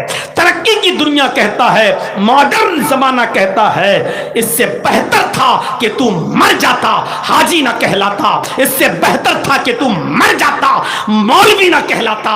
इससे बेहतर था कि तू मर जाता, कारी ना कहलाता। मेरे भाइयों, ये लखनऊ की सरजमीन पर ये सारे मंजर इंस्टाग्राम पर देखे जा सकते हैं और ये सब हो रहा है। इसलिए माओं की जरूरत है कि अच्छी तरबियत दें अपनी औलाद को। दीनी जलसों के अंदर भी मेरे भाइयों, अभी जहां से हम आए और यहां तक मंजर देखिए आप, बुरके और ओढ़कर दुकानों पर कैसी भीड़ लगी हुई है और क्या क्या खरीदे जा रहे हैं, और एक एक दुकान पर कितनी औरतें और कितने मर्द। ये सारे मनाजिर जब दीनी जलसों में हो जाएं तो सोचिए आम हालात में क्या होता होगा और दूसरे मौकों पर क्या होता होगा। अच्छी तरबियत की जरूरत है। आज जरूरत से ज्यादा मैं चीख दिया, जरूरत से ज्यादा मैं चिल्ला दिया और जरूरत से ज्यादा पुराने अंदाज में मैंने आपके सामने खिताब भी कर दिया। हमारे शेख मोहतरम नाजिम साहब तो फजर तक कह रहे थे, हम पीछे से कह रहे थे कि एक मुकर्रिर को और दावत दे दो, और जब 2 बजे तक जगाया तो 1 घंटा और सही। तो मेरे भाइयों, हम 3 बजे बोल देंगे तो क्या फर्क पड़ता है, लेकिन अब 2 बजे से कहिए कि आप फजर तक बोलिए तो मेरे भाइयों अब वो ना स्टेमिना बाकी रही और न वो 20 साल वाली पुरानी जिंदगी बाकी रही कि मेरी सबसे लंबी तकरीर 4.5 घंटे की जो अमीलों की सरजमीन पर मुबारकपुर पे हुई थी 4.5 घंटे की, अब वो चीज नहीं रही। और फिर वो हफ्ते और 10 दिन में एक प्रोग्राम होता था महीने में, अब तो डेली प्रोग्राम है। इसलिए हमें अपने आप को भी बचा कर रखना है। आपसे गुजारिश है कि दीनी मदरसे आपके ताबन पे चल रहे हैं, और झारखंड वालों तुम खुशनसीब हो कि तुम्हें यूपी की तरह कोई गवर्नमेंट नहीं मिली है, वरना मदरसे का चंदा करना तक मुश्किल होता और मदरसों की इंक्वायरियां बैठी होती और सुप्रीम कोर्ट में आज हलफनामे दाखिल कर दिए गए होते। आप खुशनसीब हैं कि आपके इदारे चल रहे हैं। आप इन इदारों का खुलकर और जमकर ताबुन करिए ताकि इन इदारों से दीनी बच्चे निकलें, दीन के सिपाही बने और इस्लामिक टोइयां मारने वाली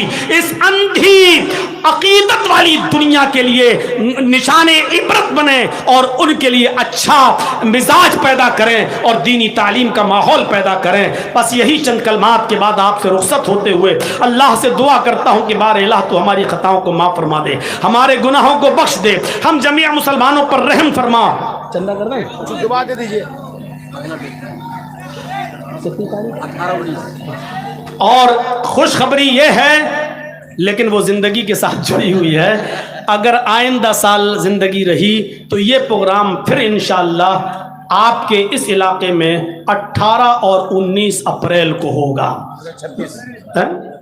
18 और 19 अप्रैल 2026। हाँ, तो 2026 की बात हो रही है, अब अप्रैल 2026 ही में आएगा, अभी भी आएगा लेकिन तो 25 में नहीं, 2026 में 18 और 19 अप्रैल को होगा। मेरी मंजूरी भी सेक्रेटरी साहब ने ले ली है, मैंने टाइम दे दिया है। और आप भी दे दीजिए 10-20 कैमरे वाले भैया, अगर कैमरे हटा लो ताकि हम इन लोगों से कुछ ले लें। इतनी मोहब्बत हमसे करते हैं तो मदरसे के लिए देखें मेरे हाथ में क्या देते हैं। जल्दी हटाइए। अच्छा ठीक है, अब हमें इतना बोला है मदरसे